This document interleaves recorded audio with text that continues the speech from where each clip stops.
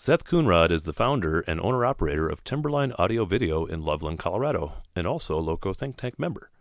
He worked as a key employee of a similar company in North Carolina in his earlier years and founded this company immediately after moving to Colorado. His boss had been in a peer advisory organization in North Carolina, and when he learned about LoCo Think Tank, he jumped right in.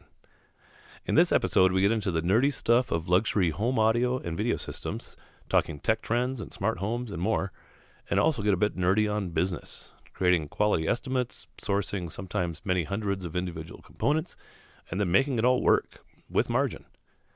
And we get deep into relationships and philosophy and the way of the world. It's a very candid conversation with a guest I know you'll enjoy getting to know. So please welcome Seth Coonrod. Let's have some fun.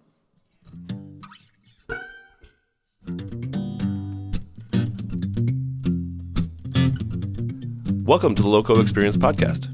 On this show, you'll get to know business and community leaders from all around northern Colorado and beyond. Our guests share their stories, business stories, life stories, stories of triumph and of tragedy, and through it all, you'll be inspired and entertained. These conversations are real and raw, and no topics are off limits. So pop in a breath mint and get ready to meet our latest guest.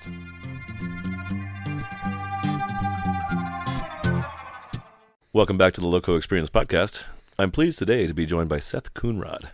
And Seth is the owner-operator of Timberline Audio Video, and he's a LoCo Think Tank member. And I'm just really excited to learn more about his business journey. We are fairly well acquainted, but I think less than myself and many of our members. And so, Seth, why don't you just start by describing Timberline Audio Video?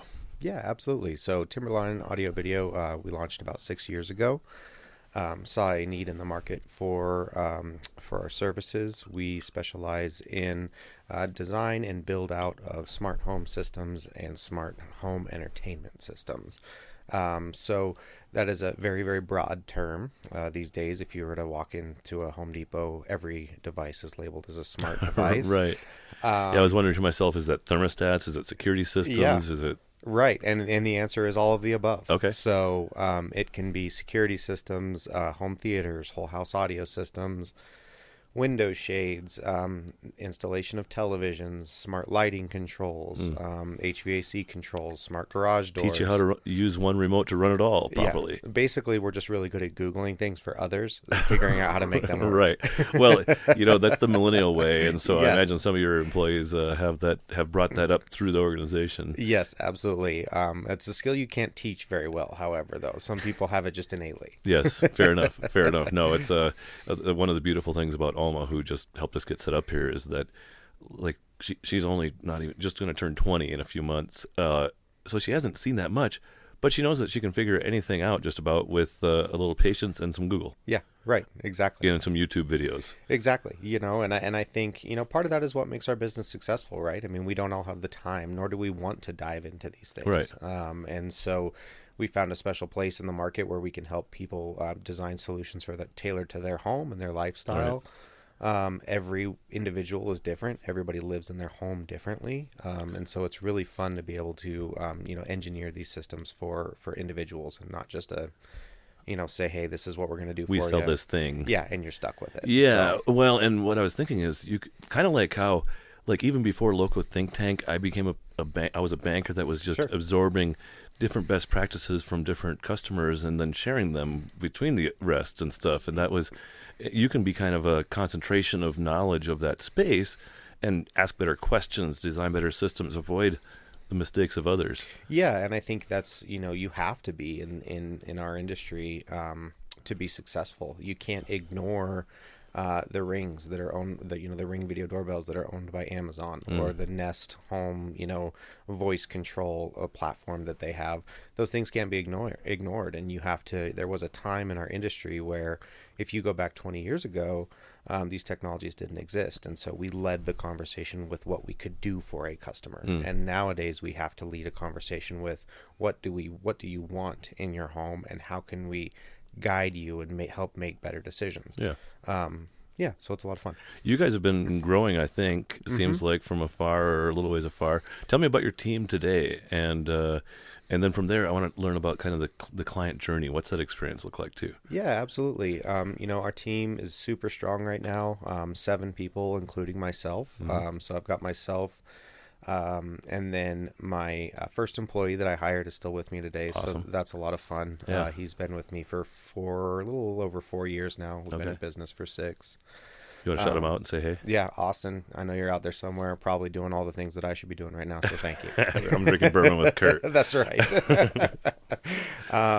So, it has now evolved into my project manager, kind of my right-hand man. Mm-hmm. We've got an office manager, somebody who supports me with engineering of design and systems, helps build proposals and helps me with sales. And then we have 2 full-time technicians on staff. Now, I imagine there actually is some engineering associated with it, like how much load these different things can handle and how do the different systems talk to each other. It's not engineering in the traditional sense, sure, but there is a lot of design that goes into it based on the specs and the abilities. Yeah, no, that's and I always give the example. I was asked this question about 6 months ago, and it started to make me think, well, how many pieces and parts do go into a project? Yeah. And if we're talking about a new construction residential project, let's say it's a $2 million home, and we're doing $60,000 worth of revenue, $60 solution in that home. We figured it out one day, and it was well over 1,000 parts and pieces that, that we are installing into that house. Yeah. And some of that may be as simple as cable, but a lot of it is connectors and things that need programmed. And it when you pull that number out, it's like, wow. Maybe we do know what we we're only doing. Charge $60 a piece. Yeah, that's right. So, yeah, and you don't go to school to do what we do. So, you learn the hard way. There was some truth to me saying we know how to Google things successfully. Yeah. And so tell me about the rest of your team before I get you too sidetracked here. So that's it. We're running lean and strong right now. Okay. And I'm just super stoked about it. So well, you said 7. I heard 7. So you got the design and Kelly, Larry. Yeah, we're at 6 now. Okay. We're 6 strong. Okay. All good. All good. Well, as long as it's a strong team. I mean, it was 3 of you, I think, or 4. I think you had just moved to 4 when we first met, which was, I guess, just not too long pre-COVID. Is that true? Yeah, I think that sounds about right. Maybe even during COVID. Oh, really? When we met. Yeah, we started it by myself 6 years ago, and then we've just seen significant growth ever since then. So just trying to do our best to accommodate. And figure out which piece goes next, and what's the next position that you will hire? Is there? That's a great question. I right now I'm strategically kind of just settling into the size that we are. Yeah. There's a reason for that. Number one is we grew very quickly. We're trying to get our processes dialed in. I think we lost control of profitability and running as effectively as we can. Yeah. And right now we're just at a sweet spot. And a lot of demand. Yes. You know how much things cost better now. Yes. I think we've figured out, where we need to be profitable and comfortable. And that's a very humble place to be. As an entrepreneur, I think we're always trying to push for what's next. How do we grow? How do we get bigger? How do we increase revenue? How do we make more money? And it's easy to get lost in that and kind of lose track of what's important. Well, and revenues don't always solve all your problems, right? Correct. Yeah. Sometimes there's a sweet spot where it just works better. Yes. And then usually, as you continue to grow, you get to a place where you have to invest a bunch and then go maybe even through a period of not so profitable on your way to capture that new larger scale. Yes, absolutely. And so again, it's just been really nice to kind of settle in where we're at now, and quality control is very high. We are able to, breathe. Yeah. I can sleep at night sometimes. That's really pleasant. So, well, I want to delve more into the kind of like the things that are available, the cutting edge of home entertainment and systems and things a little bit. Like, sure. Tell me about the system. But I want to, before we get there, I want to kind of bring us back to the pasture. Sure. And I'm remembering that you moved here from somewhere east, North Carolina or something is in my mind. Yes. But let's talk about, like, where were you in first grade? Where was I in first grade? Yeah. In first grade, I was in the big town of Longmont, Colorado. Oh, you were? Okay, so you came back to here. Yes. So I've kind of jumped all over the place. But when I was in Longmont, my mother was actually in medical school to become a physician at University of Colorado Boulder. Sure. So she was commuting to Denver every day, and I was going to school, and that's where we lived. And were you born in Colorado too? I was born in Longmont. Okay. lived in Boulder when I was born because my mom was doing undergrad at University of Colorado. Okay. Wow. And then the next, So that's interesting. yeah. Born while she was in college. So fun fact, born while she was exiting high school. Oh, wow. And then went on to become a doctor. My sister, who has become a very successful person in the healthcare field as well. Mm-hmm. Her first year of college, she got pregnant like 3 months in. Right. And it was like, oh my gosh, what's going on here? And who's this guy? And yeah. But, in her case, she's made a great career out of it and went through college and Sure. all the good things. And so, yeah, well, you'll probably find out as you talk to me that my entire, livelihood has been predicated by the female physicians that are in my life up until today. So, fair enough. A lot of questions will be answered with, oh, it's because of this. So tell me about little 6-year-old Seth, in first or 5-year-old Seth, with whatever that may be. What kind of a kid were you? Sure. And what kind of a family dynamic? Do you have brothers, sisters? So I was a single child for 10 years. Wow. Danielle, you're out there somewhere. I love you. But I was an only child for 10 years. Danielle's my sister. Yeah. So my sister's 10 years younger than I am. Brother is 14 years younger than I am. So, wow. My parents waited a little bit after they had me, and it makes sense, right? Going to school, they had a lot going on. Yeah. So, I lived at home with mom and dad. We lived in Longmont. My dad worked at a paint store, an automotive paint store, and my mom was pursuing her dreams and pursuing her education. Yeah, so, yeah. So probably fairly lean in those years because your mom was incurring a lot of bills and not earning much yet. Yes. I've spent a lot of my life as a poor college student. So or the child of a poor college student. a child of a poor college student.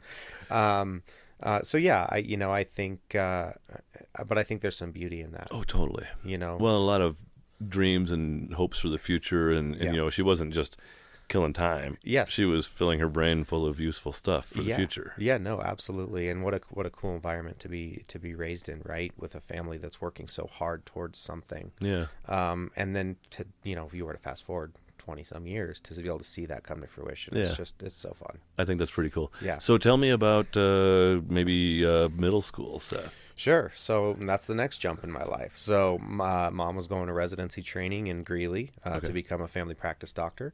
So I was going to middle school in Greeley, living with mom and dad, and still living pretty lean. And they did a great job of supporting me. I was playing the violin and in orchestra and playing soccer, and so those were kind of their two reasons for chasing me, all over Colorado. Yeah. And there still wasn't even Danielle wasn't around yet. So. She was introduced in Greeley. So yeah. I actually remember they told me in the parking lot of, I believe it was Kmart over by the mall in Greeley, that I was going to have a sister, and I started crying. Those were not tears of joy. Yeah. So, like, if you had to think back, like, were you jealous that there was going to be somebody to share their attention with? Or gosh, wow, we're getting deep. So my mother was one of 7 children, and she was the oldest of 7 children. And she had me at a very young age, right? So right. I grew up with 6. She started raising you right after she raised the rest of her younger siblings. Exactly. So I had 6 aunts and uncles that were relatively close in age to me, right? And were very, very involved in our lives. And I was the youngest. Well, I was the only grandkid at the time, right? The only niece, the only nephew. So yeah, I think it's fair to say that I probably got a lot of attention, and I was afraid of some of that going away. Yeah. And I'm probably still that way. It's normal. Totally. And so, I guess, talk to me about your education. Were you a good student? You said soccer was a big thing for you, and violin. I did not know that about you. Yeah, I don't play anymore. Okay. Could you? I probably couldn't. No, I can really. struggle through the guitar. Okay. But it is a dream of mine to pick up the violin again someday, and I will. So I will be 60-some years old on a bluegrass stage playing the violin. Awesome. But for now, we're just going to settle in where we're career at. number 3 or 4 or whatever. Exactly. Exactly. When you don't actually need to work for money anymore. Yeah. Well, that'll be the day, right? So, and as far as studies go and things like that? Yeah, I think I always did well in school, but I definitely probably held myself back. I'm a floater. For somebody that didn't try very hard, you get pretty good grades. Yeah, I'm a floater. Yeah. Massive ADD that is harnessed in some beautiful ways, I think. But yeah, school, I just never found it never felt as important to me, I think, as it does to others. Yeah, Right. yeah. I didn't make it a priority. I remember discussing my philosophy around school, and I was a high school of 50 kids or 60 Sure. kids or something, but it was like, well, if I can pretty much coast, and not take homework home and stuff and get either A's or B's, like I'm not going to work really hard for an A if I can get a B without doing anything. Right. Yeah. And I think my only concern was just like, keeping my head high enough above water that it didn't get chopped off. Yeah, no attention, Yes. no negative attention to speak of. Yeah, exactly. Fair enough. And then did you go to college or tech school? Or what was next for you? Well, and where were you? So you skipped a very, very important step. Yeah, let's hear it. So my senior year of high school, I found out I was having a child. Oh, So, so my mom took her. family tradition. Yes, that's right. Really carrying it on, aren't we? So we, my mother had moved, mother and father had moved us to Paonia, Colorado, which is where she had gotten a doctoring job. Yep. So that was her first job as a physician in a very small town, and my world turned upside down. There was no orchestra to play violin in. There was no soccer team to play soccer on. The BMW motorcycle rally is there every year. That's really fun. And Jerry Seinfeld comes through once a year for a car show. And no. that's about all that. It's about all that we have to say. But it was a really influential time in my life. I loved living in a small town. Even without the things that I had grown up with. So just kind of plugged away with school and got the surprise of a lifetime when I found out I was going to be a dad at 17 years old. Was this like a fresh relationship, or was it a high school longtime girlfriend? Fresh relationship. Interesting. So 6 months in, so it was a shocker. Yeah. Can you talk to me about the environment? I mean, this is a small town, right? Mm-hmm. Like, what was her parents' response? What was your parents' response? Sure, yeah, we can go there. I wasn't expecting to, but yeah, it makes a great story. I already alluded to my mom and dad had me when they were young, right? And so, I think the best way to describe it is just challenging for all parties involved. Mm-hmm. My father, they knew how much harder it had been in their journey, kind of having little Seth tugging along. Exactly. And I think, for my dad, it was just, I know, that he just didn't want me to make the same mistake, and I did. And well, but that's calling you a mistake. Well, yeah. Even if you would have come along 10 years later or 7 years later, Sure. You wouldn't have been the same mix of chromosomes and this and that. Yeah, no, that's a very good point. And my mom, I love you. But she at the age of 15, when she found out that I was dating, she did what any responsible physician mother would do, and she went to the grocery store and she got a card that said, "Congratulations, you're a father." And she put it on my pillow with some condoms inside of it. And in the card it said, "Don't let this be you. Make sure that you use protection." Well, clearly I didn't listen. Right. Fair enough.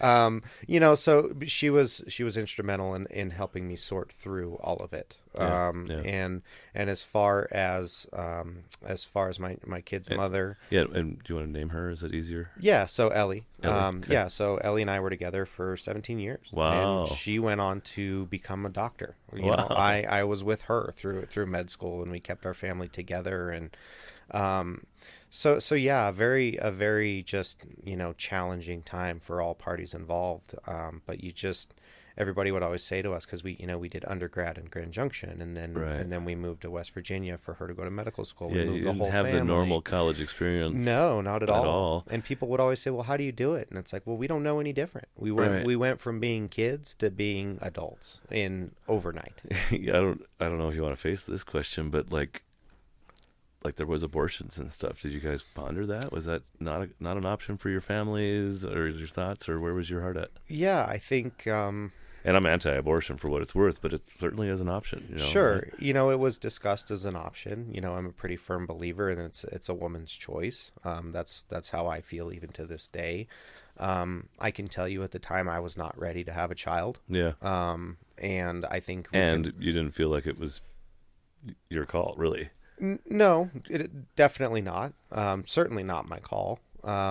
But at the same time, even at that age, even at 16, 17 years old, like I just had a lot of respect for the decision that the mother would make. And had you put that decision in my shoes, it would have been extremely challenging. Yeah.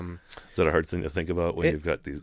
It is a hard thing to think about, right? I mean, Tessa, my oldest, is now 21 years old. Wow. And, my kids are everything to me. Yeah. And so yeah, it's very difficult to think about now. But, you can look at statistics for teen parents, right? And see their success rate. Yeah. And it's not good. Right. Well, and that's one of the things I think is amazing about having you on here even and 6 employees and growing steadily and building what I think will be one of the dominant organizations in your industry in Northern Colorado for a long time. Sure. And so that's cool. Good job. It is. Thank you. And it's, again, I think it just goes back to, and I think entrepreneurship is much the same way. Like people say, how do you do it? And you just do it. You figure it out. Right. It doesn't mean you do it well. Yeah. Not all the time. So to get back to it, so you guys went to college at Grand Junction there, just 40 miles away from Paonia. Yep, exactly. So undergrad in Grand Junction. A lot of support from the parents and child watching and stuff, probably, or not so much? Surprisingly, no. Oh. You have to... We're doing this thing. Yeah, we're talking about Danielle and CJ, my siblings, right? I mean, my parents were still raising them. Right. And my poor mom, I made her a grandma when she was 35 years old. Right. And so we're like, hey, Mom, you want to watch the kids? And she's like reluctantly saying, I mean, I guess, but no, I don't really want to. Well, and there's that kind of establishing your family as your identity, right? Yes, exactly. And listen, Ellie and I were both hard-headed. We were out to prove that we could be successful. Yeah. I mean, I think we can all envision what living in a small town. There were 47 people in my graduating class. Yeah. Once they find out that 2 of those students in high school are pregnant, I'm sure you can imagine, what a lot of public perception is.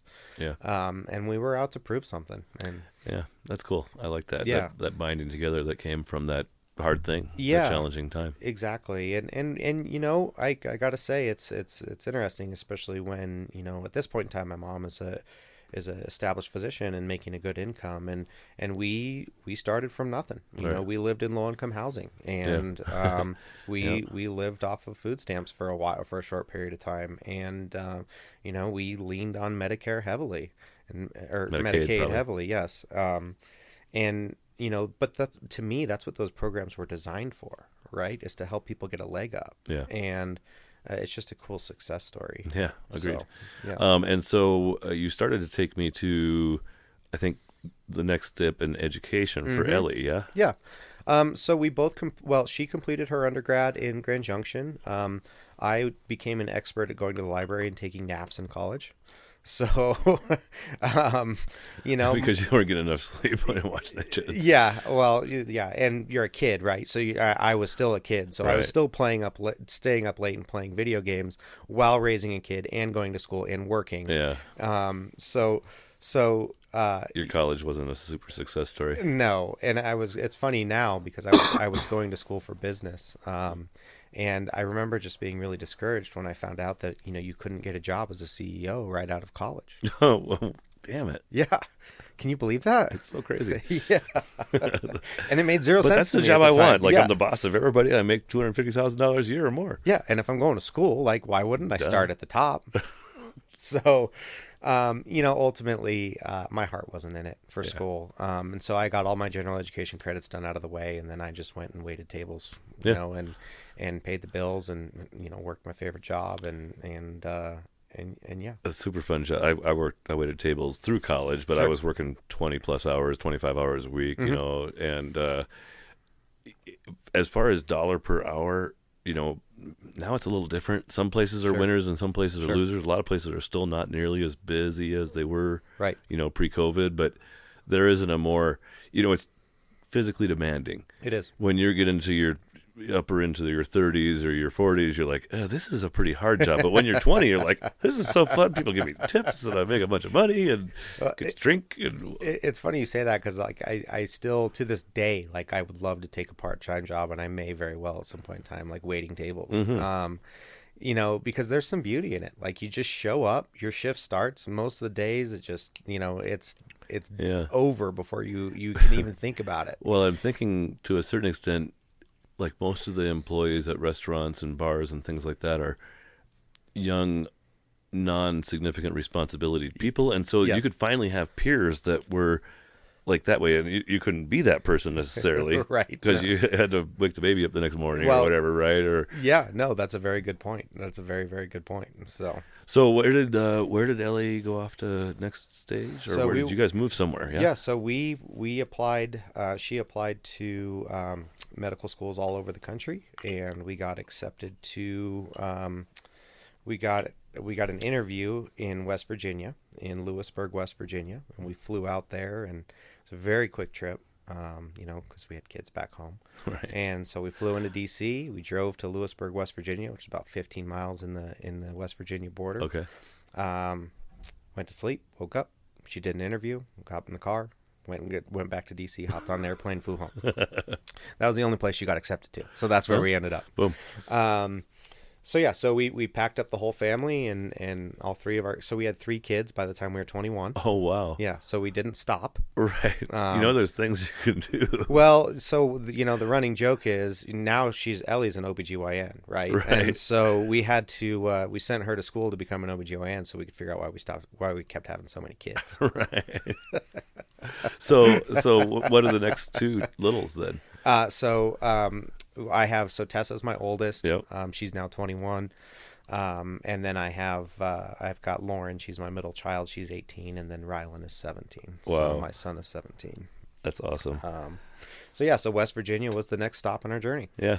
And tell me about West Virginia. Like, how far away is it from D.C.? So DC, it was about a 3.5 hour drive, Okay. if I remember correctly. It's been a while. West Virginia is a beautiful state. I will say that. And we made some amazing friends in the process. But it is a little tough to go from the state of Colorado, which I was born and raised in, and it's kind of striving economically. And there just isn't that culture of trying to succeed and strive there. Right. And the town that we were in was very, very, very small. While I can appreciate a small town, it was a challenge. Well, small and sad is a lot different than small and striving. Right. Right. And I'll tell you the worst part about it was, and it's something I never would have taken into consideration, was sunshine. In Colorado, we have so much sunshine. Yeah. And in West Virginia, especially in the winters, it is just gloomy all the time. And, we're outdoors people. And so we would say, well, let's go for a hike. And so we want to see above the trees. And we'd go for a hike, and we'd get to the top of the mountain, and we still couldn't see shit. We couldn't see any farther than we could from the bottom. And that's not something we're used to in Colorado, right? Yeah, no, I like to describe North Dakota by saying, the sun sets one day in November, and it comes back out one day in March. Yeah, right. And, that's just the way it is. And it's cold as crap in the meantime. Yeah, exactly. Yeah, at least you're not super cold in West Virginia, but... Sure. What is it kind of like right around that freeze point a lot? Sometimes you get snow, sometimes you don't. Yeah. Sometimes it's rainy and sleety. Yeah, I would say that's accurate. And the funny part is they just don't have the infrastructure to support snow, right? And so, Right. Here we are. At the time, Ellie was in medical school. That's just such a huge commitment. And I had actually started going back to school as well. Oh. So I was commuting a few days a week, an hour away to go to college while my kids were in school. Yeah. And we got the first snowstorm after being there, and it was maybe 2 inches. And we get a call from a friend, and the friend says, "Hey, what are you guys doing with your kids today?" "What do you mean, what are you doing with our kids today?" I'm like, "Well, it's closed. It's a snow day." And Ellie and I just looked at each other and laughed. It's like, well, there's 2 inches of snow. Right. And also, what the hell are we going to do with our kids? Right. You can take them back. So yeah. I think weather is a lot. It's pretty moderate climate. But they certainly weren't prepared to deal with the snow like we are here in Colorado. For sure.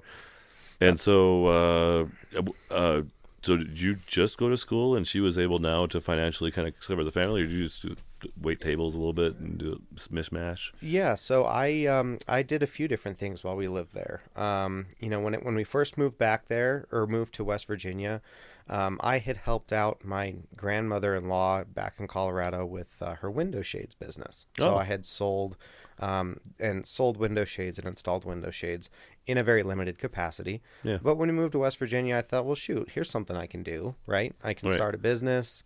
That's what I always wanted to do. There's that CEO role I was looking for, right? I just buy some sample books and go sell window shades. Right. And I hated every second of it. Oh, really? Yes. Why? I've learned a lot. Not hard enough? Maybe. But to me, like, I learned that, I think you have to be, in my opinion, you have to enjoy doing what you do, in order to find success. Makes it a lot easier, It for does. sure, especially as an entrepreneur. Exactly. And as much as easy as it was, I'm not an interior designer. I don't want to tell you what color of shades you should pick. I don't want to be the one to choose what color the $30,000 ordered shades I'm about to place is going to be. Right. And if I'm being perfect, I can't believe you made me pick the brown. Yes. I totally knew I should have picked the white, but you told me. Yes. And I had a situation like that, and I'm like, oh my Lord. So I did that for a while. And ultimately just wasn't happy doing it. And admittedly, the market wasn't great either. Right. It was a small town, window shades that I was used to selling in Colorado were very expensive. And that didn't have much of an economy to support. Right. And that. there weren't that many people building houses. Correct. Not that much was happening. Correct. And that's just me, being young and naive. But the one thing that did come out of that is I somehow, and to this day, I can't tell you how I managed to do it, but I sat in a boardroom with a bunch of very successful people and sold a $40,000 shades project that was going to tie into the home automation, the smart home system. Nice. Right. And as that project progressed, I thought to myself, well, shoot, that's what I want to do. Like, that's cool. And I just saw so much potential in it. But I wasn't there yet. And so I did want to finish out my degree. That was always really important to me. And a school about an hour away had a bachelor's program in culinary arts. Oh. I had worked in restaurants, waited tables, always really enjoyed that environment and that atmosphere. And so I decided to go for it. And the great part about it was I had already had all my general education credits done before I started taking naps in the library. And so all I had to do was go to school for 2 years and take the cooking classes, and they gave me a bachelor's degree. Oh. So, yeah. That's cool. At this time, I felt, and a bachelor's in culinary arts? Bachelor's degree in culinary arts. So, and at the time, I actually still think this is true to this day. I think 10, 15 years ago, the bachelor's degree held a lot more weight than it does now. Yeah. And so in my mind, I was like, well, it's a bachelor of science, technically, in culinary arts. It shows your willingness to work hard and finish something. Right. And I could see myself in that field, right? If it was a food and beverage director, or if it was something, or maybe just waiting tables, that's where I was happy. But then I shouldn't have taken on the student loan debt. But whatever. So I ended up completing that degree, and interned at a small little Italian restaurant in West Virginia, part time, and then eventually took a position cooking full time for a therapeutic boarding school for teenaged girls. Oh. Where tuition was $80,000 a year. Oh, my. So rich people's messed up kids. Yeah. Girls. Yeah. That sounds dangerous for a handsome young man with 3 babies at home. Just kidding. That's inappropriate to even speculate. But it sounds chaotic and a little bit intense. Yeah, but God, I loved it. Yeah? I loved it. Oh, cool. The thing is you've got these girls in there whose sense of reality is so skewed from what I grew up with. They were never on food stamps. Correct. And they have been placed at this boarding school in genuinely the middle of nowhere in West Virginia, where they live full-time. Where they can't get in trouble. Yes. Well, they can get in trouble. They just have to find creative ways of getting in trouble. But, in so many ways, it reminded me of, almost me being young. Yeah. Was it a positive environment? It seems like most of the girls would come in like kind of bitter and angry and stuff for being sent away, but Yeah, if they can turn that. Yeah, I think it was a tricky environment, Yeah, right? yeah. You know, it was a very challenging environment for all of those that worked on staff. But I think at the end of the day, everybody had the best interest of the kids in mind. Yeah. And I was really proud to be a part of it. Cool. It was really, really fun to be a part of. And it turned out to be much less about the food that I was preparing and more about how I could be a part of the organization. Yeah. The girls had chores that they were assigned to daily, so they had to help me wash dishes after every meal. And I would have helpers assigned to me to help me cook or prep. And there's life lessons in all of that. Yeah. And Or learning how to take responsibility for something and do it well. Yeah. Right? Like most of these girls probably hadn't ever even taken the trash out once. Right. Exactly. Right. And I felt like I brought a unique perspective to them because sidetrack, Ellie, I'm sorry if this offends you if you're out there, but she went to a boarding school for a short period of time when she was young. And we had another family member who had went to a boarding school when we were young. And to be married to somebody who came out of those challenges and was pursuing her dreams, pursuing her passion, to say, hey, like, life's going to throw you curveballs. Right. There are going to be setbacks. This is just a part of your story. Yeah. And don't let this moment in your time define who you are or who you want to be. Yeah. And it was really fun. Even that firsthand story of, by the way, my wife had a baby when we were in high school, and now she's a doctor in your town. Right. Or whatever. Right. Yeah. No, exactly. So it was a lot of fun. And I finished out my time there before we moved on to Ellie's next chapter, which was Wilmington, North Carolina. Okay. And Wilmington's like, it feels like it's set in from the coast a ways. That's kind of where the financial sector is pretty strong there. You're and stuff. thinking of Wilmington, Delaware. Oh yes, and then there was Raleigh, North Carolina, or Raleigh, North Carolina. Yeah. So Raleigh is on the eastern side of North Carolina. Yep. In from the coast. Yep. So if you were to drive southeast from Raleigh to the coast, you'd run into Wilmington. Oh, okay. And it's about, if I remember correctly, 30 to 60 minutes from Myrtle Beach, South Carolina. Okay, yeah, now I know where it's at. Yes, generally. Yeah, so for a Colorado kid, who grew up in a landlocked state, like living 15 minutes from the beach was kind of cool. And still lots of forests and hills and hiking trails, and way better than West Virginia. Yeah. Well, but the irony behind the West Virginia trail systems and parks is that we would go there, and they have a ton of them. They're absolutely stunning and beautiful, and there's nobody there. Right. I'm not surprised. Yeah. Well, yeah, it just is. Culturally, like there was, when I moved to Minnesota, right after college, I got my first banking job there. And I had just gotten a DUI, like literally the night before I got my job offer. Right. Join this training program. And I confessed it. I was like, just so you know, I got my second DUI last night, and I'm going to lose my driver's license for a year. Sure. So if you want to offer it to somebody else, that's cool. Right. And she's like, we'll figure it out. Oh. So anyway, I moved to this town, Worthington, Minnesota, an hour east of Sioux Falls, South Dakota, to give you it's in the corner, the armpit of Minnesota, many would say. I'm going to Minnesota on Friday. And they had this amazing lake in the town with a path around it. Okay. And I brought my mountain bike down there because that was my method of transportation, basically. Sure. And I would ride my bike around the lake, pretty regularly and stuff. And I think in the year 11 months I was there, I saw like 7 other people using that trail around the lake. It was amazing. Yeah, there was probably more than that, but hardly. Yeah.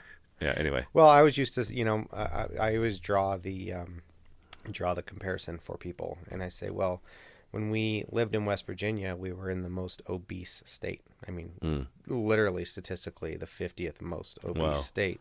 And we would fly back to Colorado, and we would land at DIA and get out of the airport and be like, what the hell happened? What's wrong with all these? Yeah, how did these people lose weight? Yeah, it really. So culture shock. That upper Midwest, North Dakota, Minnesota, Iowa, Wisconsin, they're right up there in the top 10 too. Sure. Yeah, so it was a big culture shock. But yes, North Carolina was very, very different. Yeah, and so Ellie was just on to the next kind of phase in her career or journey, I guess, or whatever. Yeah, and honestly, probably the most challenging part of our journey.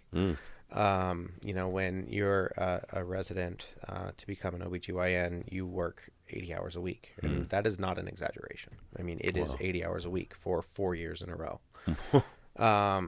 Wow. It's miserable. I've had a few 80-hour weeks, mostly farming. Yeah. Right. My dad started a farm when I was in school, and right. There were some of those weeks. Right. Like I've had 20 yes 80-hour weeks in right. my life. Right. And that's about it. Yeah, but for 4 years in a row to be put through that.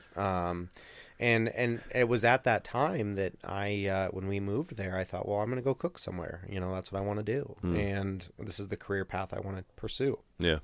So, I applied for food and beverage director positions and probably didn't have enough experience at that point in time. Sure. I would apply to places like grocery stores that I knew had daytime hours, because the reality of our situation was we had 3 kids, right. In elementary. You could only really work when they were in school. Yeah, to elementary and or middle school, and we had to have some consistency for them at home, and Ellie's 80-hour work week wasn't going to. And it was kind of sporadic and whatever. Yeah, and it was nights and planned for nights, weekends, right, and she had no decision-making power over her schedule. So, Sorry, I shouldn't laugh at that, but no. It's just the circumstances. You're kind of what do they call it, like an indentured servant of sorts still during that time. For many, many, many years. Yeah. So ultimately I had 2 different places tell me, hey, we would love to bring you on board, but we're going to need you to work a weekend, or we're going to need you to work a night. And I'm like, but I would go into these interviews saying, this is my availability and this is why. And I think I just realized in that moment that that wasn't going to work. Yeah. And so then if you go back to, I've always been a hobbyist with electronics. I've always loved computers. I've always been around them. And the feeling that working alongside that home automation, the smart home project in West Virginia that I had, it was like, maybe that's what I should do. And it's, 8 to 5, Monday through Friday, at least from what I could tell. So I applied to all of the audio video companies in North Carolina where I was living, and I genuinely said, here's my resume. And then in my letter, I said, in my cover letter, it was, I have no relevant working experience. Right. I'm willing to start wherever, and I'm just looking for an opportunity to grow in this industry. Yeah. That cues me up for a piece of advice I've given a lot of people that are looking for a job or looking for a change. Usually they have a job, but they don't like it and they want to do something different. Sure. And people have the idea that, even the kids these days, less so maybe, but even that you need to apply for the jobs that are posted and open. Yeah. And the best jobs are never posted and open. Exactly. And so what I always say is, find the 20 companies that you really admire in the region that you think you might want to work for, study them, learn about them a little bit, and apply. Even if they don't have any jobs, right.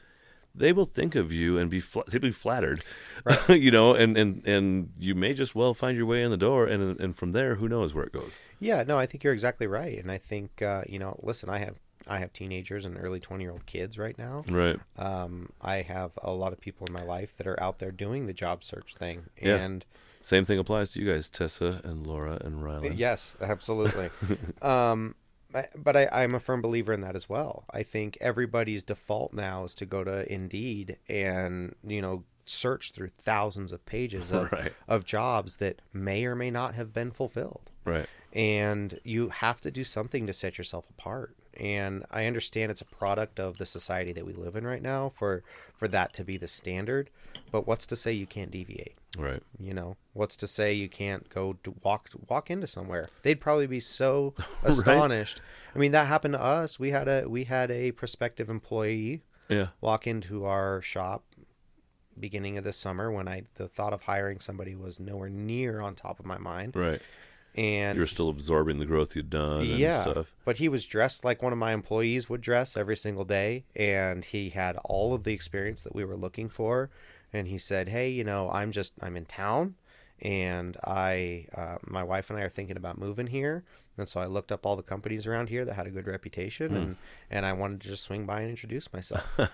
Love it. I didn't write down his last name. Oh, shit. So, Joel from Wyoming, if you're out there somewhere, I will hire you. That's Yeah, that's an interesting, lesson learned. You will you will figure that out next time. You get it? You know all about the audio video stuff. So you apply to all these AV companies out there. Sure. And one of them calls you. One of them bites. Yeah. So I ended up working for a company in North Carolina called Acoustic Creations. Okay. Went to my first interview, walked in. They had a beautiful office space and a very nice person at the front desk and a great conference room. And I sat down and interviewed with two individuals. Okay. Interview I thought went well, although I did get a flat tire on my way. That's not a joke. And you were on time? I was not on time, but I was close. Right. That's impressive. Yeah, I mean, listen, you just... Not everybody can change a flat tire in less than 10 minutes. That's right. It was an exercise in preparation, which I'm not usually good at. But yeah, they ended up hiring me. So fast forward to day one of my new job, and I walk into this nice office with the nice receptionist, and then I start to put some pieces together, right? So the sign on the wall says Cloudwise. It doesn't say Acoustic Creations. And then I start meeting a bunch of people in the office, and none of them seem to be associated with Acoustic Creations. And so I'm trying to understand what's going on. Well, it turns out that Sean, the owner of Cloudwise and Acoustic Creations, had a lot of success with Acoustic Creations prior to the recession. Okay. When the recession hit, he kind of shifted gears, and he focused his efforts on his sister company, Cloudwise. Cloudwise is more like a computing company. Or Cloudwise was a kind of a computer services provider, right? Okay. And then they also did wireless internet service offerings that we would do the installs for.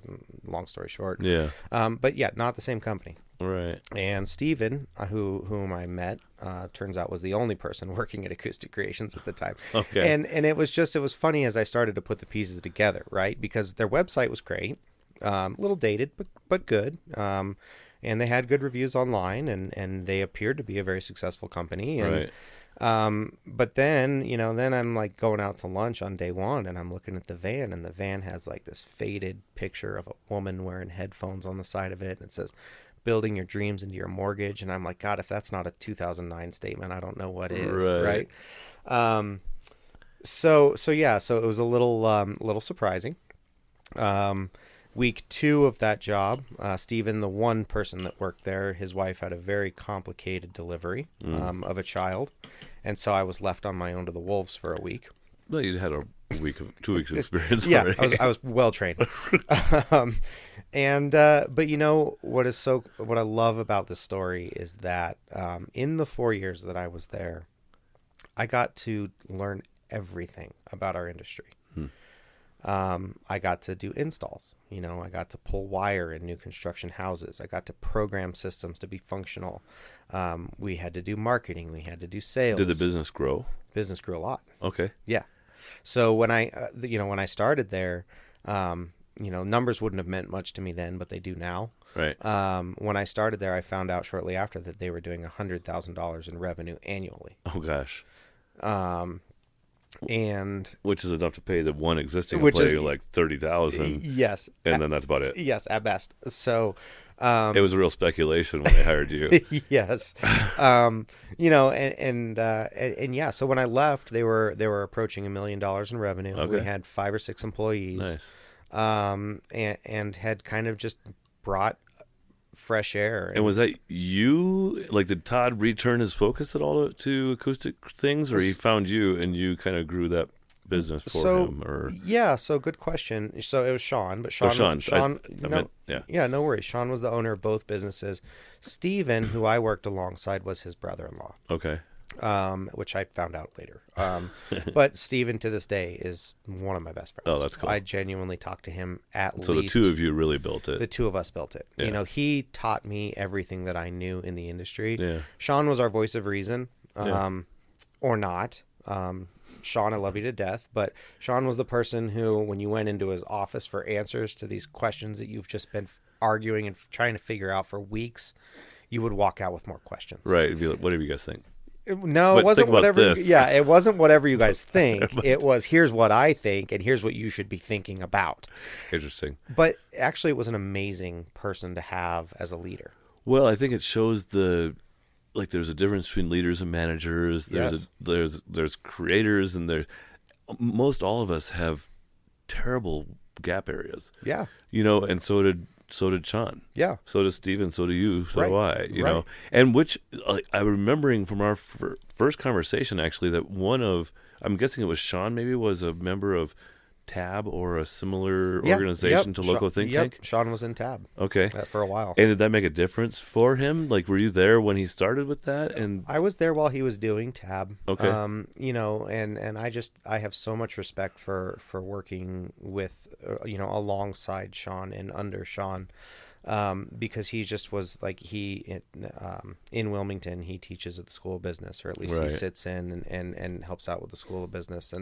And so it was very, I think to that point, it was very inspirational to see, like, hey, you're the top of these two organizations, but you're still challenging yourself. Yeah. You're still, educating yourself and always wanting to sharpen those tools. It was really cool to watch. And in some ways, he, like, even by the circumstances of your hiring and stuff, he confessed to being a human with fallibilities and things like that, right? Like, here's your new job. I told you about Steven, right? He's your partner now. Yeah, exactly.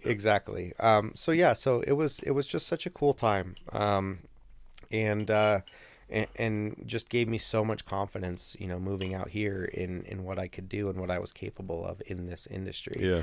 And I could have just as easily been hired by a company of similar size to pull wire, and be in new construction houses. And Right. Just do that for 4 years before you get the chance to hook a wire up to anything. Right. And just be the wire pulling guy. Right. And I didn't, and I wasn't. And I'm so thankful that I wasn't, because I learned, that I was capable of so much more. Yeah. It was fun. That's pretty cool. Yeah. And how cool to grow a business and not have to have any of the risk. Right. I want to go back to that. I hear you. Tell me about the rest of the dynamic in your life at that time. You've got kids now that are, like upper elementary school, some of them? Chaos. Okay. I mean, there's no other way to describe it. Chaos. So, kids are kids, and kids get sick, and kids have obligations. Friend problems and school problems. Friend problems and school grade problems. and teacher problems. And all the things, right? And so it was chaos. It was managed chaos, but it was tough. But probably Ellie was still 70s and 80s hours a week kind of gal, and so yes, it's challenging. And frankly, not to make stereotypes, but boys aren't as good at managing a family dynamic sometimes. Sure. They're not as nurturing. They're not as aware sometimes about the things that are going on that haven't been said yet. Yeah, no. You're like, if you need help, just tell me. I'll help you. Right. And they're like, no. Their actions say that they need help, but they don't say it. Right. No, I would agree with that. And especially when you're, those preteen years are tough. Right. And I was in the thick of it with the girls. Right. And girls are easy when they're young. Yes. And hard when they're later. And boys are hard when they're young and easy later. Yeah. As long as they don't get anybody pregnant. Yeah, exactly. So it was chaos. I coached Lauren and Ryland's soccer teams in spring and fall. And so my days were like, get up early, make sure the kids get out the door on the bus. I should say our days, when Ellie was available, we were a great team. So our days consisted of, getting kids on the bus in the morning, making sure that they get ready, get to school, then immediately going to work, then coming home, rushing home, making sure that I pick them up from wherever they're out of their after school program, then rushing them to soccer practice, then getting them home and trying to find time to feed, everybody and then get them to bed and somehow raise them into being, somewhat successful adults. Yeah. So chaos is really just the best way to describe it. It was such a crazy time. From chaos is born creation. Yeah. Right? Yeah. Ultimately. No, I think so. So, yeah, I mean, it was certainly a fun time, and looking back on it now, God, I miss it so much. Like, I miss taking the kids to soccer practices. There's a phrase I'm fond of repeating, which is like, there's the fun that's fun when it's happening, and you're riding a roller coaster or you're on the beach in Mexico or whatever, And then there's the fun that seemed like misery at the time, and but now when you look back at it, God, do I miss those days and hours and whatever, right? Yeah, and like, my kids now are kind of just all off doing their own thing. Yeah. And we started doing family dinners every Sunday, so we have an excuse to get everybody in the same room. That's cool. But God, I miss those days. Yeah. I miss them being that small. So tell me, I guess, if there's other major chapters in Wilmington, I'd love to hear them. Otherwise, let's hear about that move back to Colorado. Yeah, so we finally got to pick where we wanted to move for the first time, maybe in my life. Oh, because Ellie had established enough credibility and experience and stuff. Yes. Yeah, so, I mean, with med school, right, you go in where you, with college, you go in where you get accepted. With med school, you go where you get accepted. With residency, you go where you get accepted. Right. And so this was the first time as adults that we got to decide where we were going to be. And for me, especially, Colorado was always home. Yeah.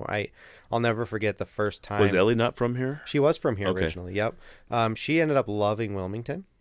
So she probably could have stayed there, but it certainly was not something that I wanted to do necessarily. And yeah, so we made the choice to move back here, and Ellie took a job in Loveland, and Bada bing, bada boom. We started establishing life here. And I guess it wasn't too long later where you guys started having marital challenge, because you're divorced now, right? We are divorced now. Yep. And how long has that been? That was 2019. Okay, so there's a few more happy years here in Colorado. Yeah, I guess. Yeah, definitely. So, and how did the girls, or the two girls and the boy rather, take this transition? Were they excited about going to Colorado? Had you been back at all, somewhat, a little bit? Yeah, we're very fortunate. My parents, their Christmas present to us was to fly us back every year for Christmas, that's right? Cool. And so, thank you, Mom. Right.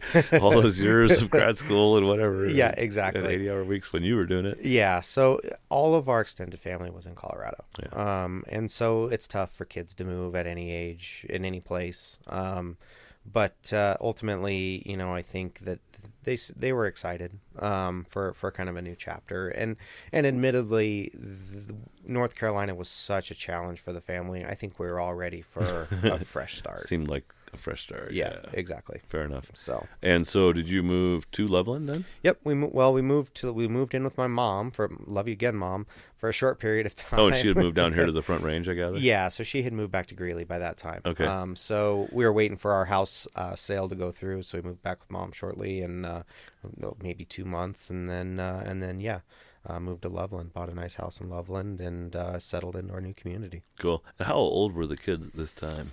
They would have been, I bet Tessa was probably 15, 16. Okay, so they're all teenager-ish. They're all tweens teenagers. and teens, yep, yeah, or whatever. Absolutely. Middle school and high school. Yeah. Yep. And did Ellie like her new role here in Loveland, or was she disappointed with the change? Yes and no. You just don't know what you don't know. Yeah. She was getting into a very volatile setting where she came into a practice of I think 7 or 8 other docs, and we found out shortly after we got there that they were all disgruntled. Oh. Within a year, that practice had completely blown up, and she had to find another place to go. Oh my! Which was Fort Collins, but obviously not. You think everything's going to be sunshine and rainbows after you go through all those trials and tribulations. Right. When they're not, it kind of takes the wind out of your sails. Yeah. So, but yeah, and it was at that same time that I decided to start Timberline. Yeah, and is that you came back and started Timberline? Boom, boom. I did. Or did you work a little bit in food service or culinary? No, not at all. Before we came out here, I did my best to kind of figure out what my next move was. Yeah. I got hired by a company out of Windsor that to be their lead technician, and I had mixed feelings about it, to be honest. Right.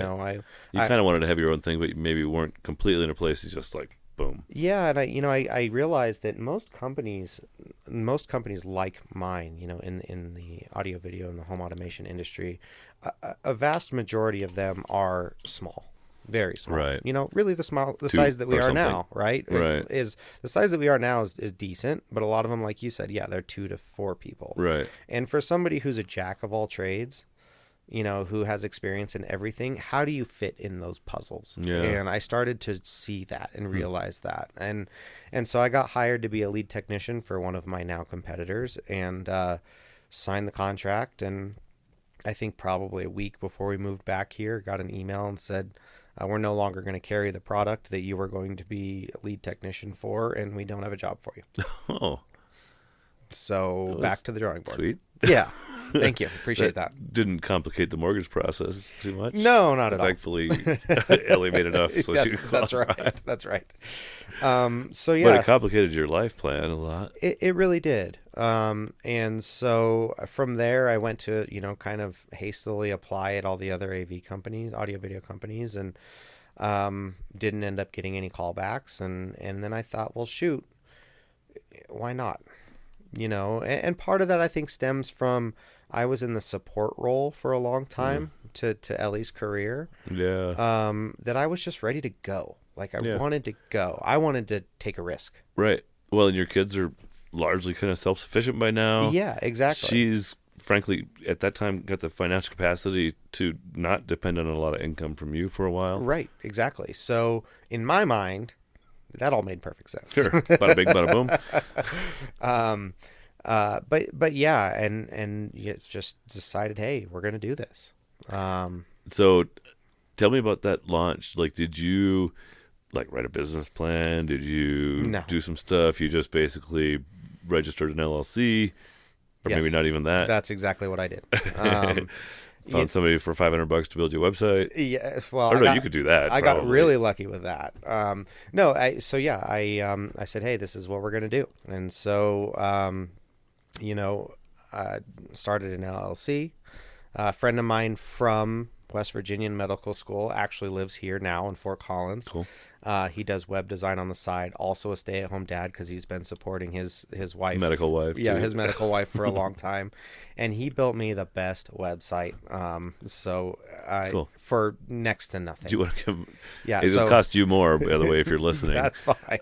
But Wes with Nextdoor Tech. Okay. Nextdoor Techie is kind of what he goes by. But it's so cool because from the beginning, when it was just me in a basement, somebody would always say, God, your website's awesome. You look like a big company. I'm like, that's fantastic because I am not a big company. But I do know that people hire bigger companies easier. Yeah, exactly. So I just started in the basement by myself. Yeah. I certainly wasn't ready to throw a bunch of money at it at that time. Yeah. Our family had taken so much risk. Yeah, you had debt to income ratio or whatever, but you didn't necessarily have a lot of savings. You didn't have reserves. Nothing. We had nothing. I mean, we had been scraping by for 20 years. Yeah.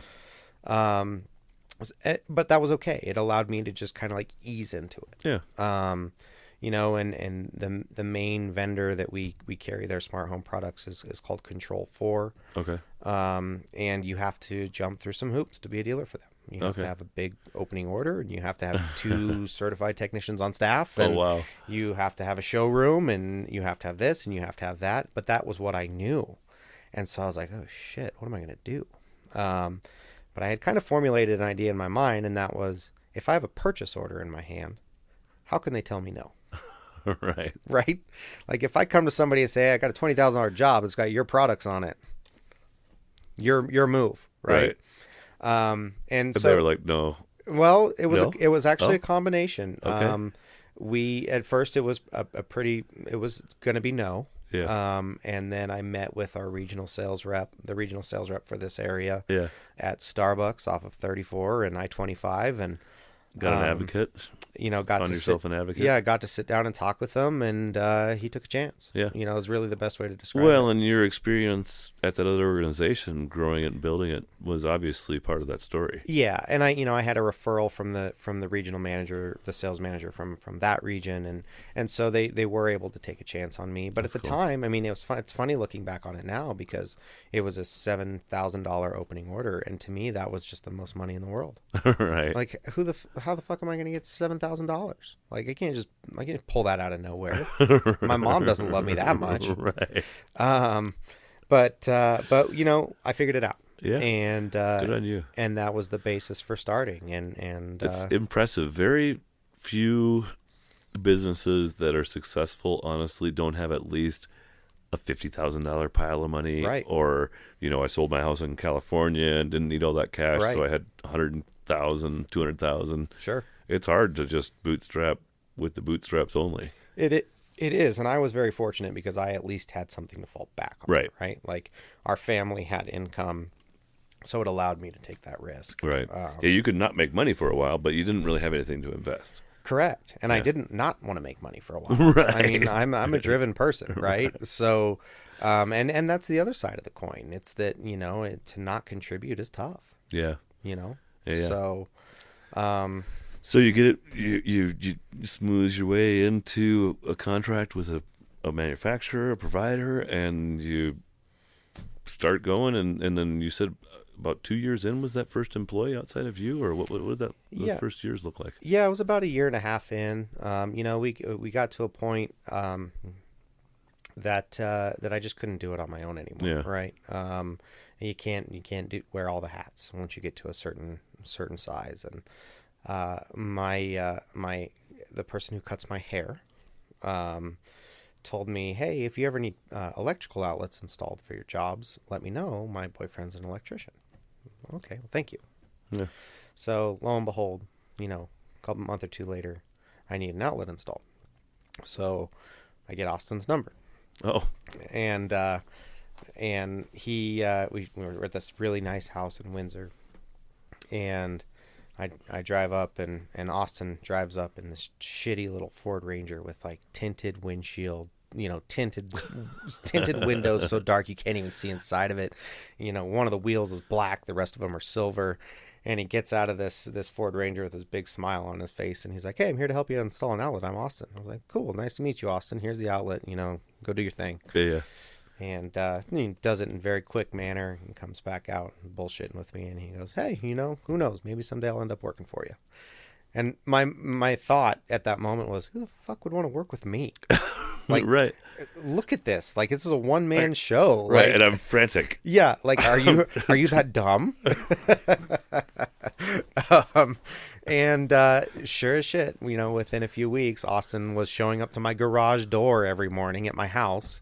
And literally as we're like getting the kids ready for breakfast, right, or getting ready for school, my grouchy ass teenagers in the morning, and we're all trying to run out the door, and Austin's showing up in my garage to work. That's like such a reflection on you with the previous company that you went to work with. It kind of is, right? Right, just an eager beaver that wanted to be a part of this thing. Yeah.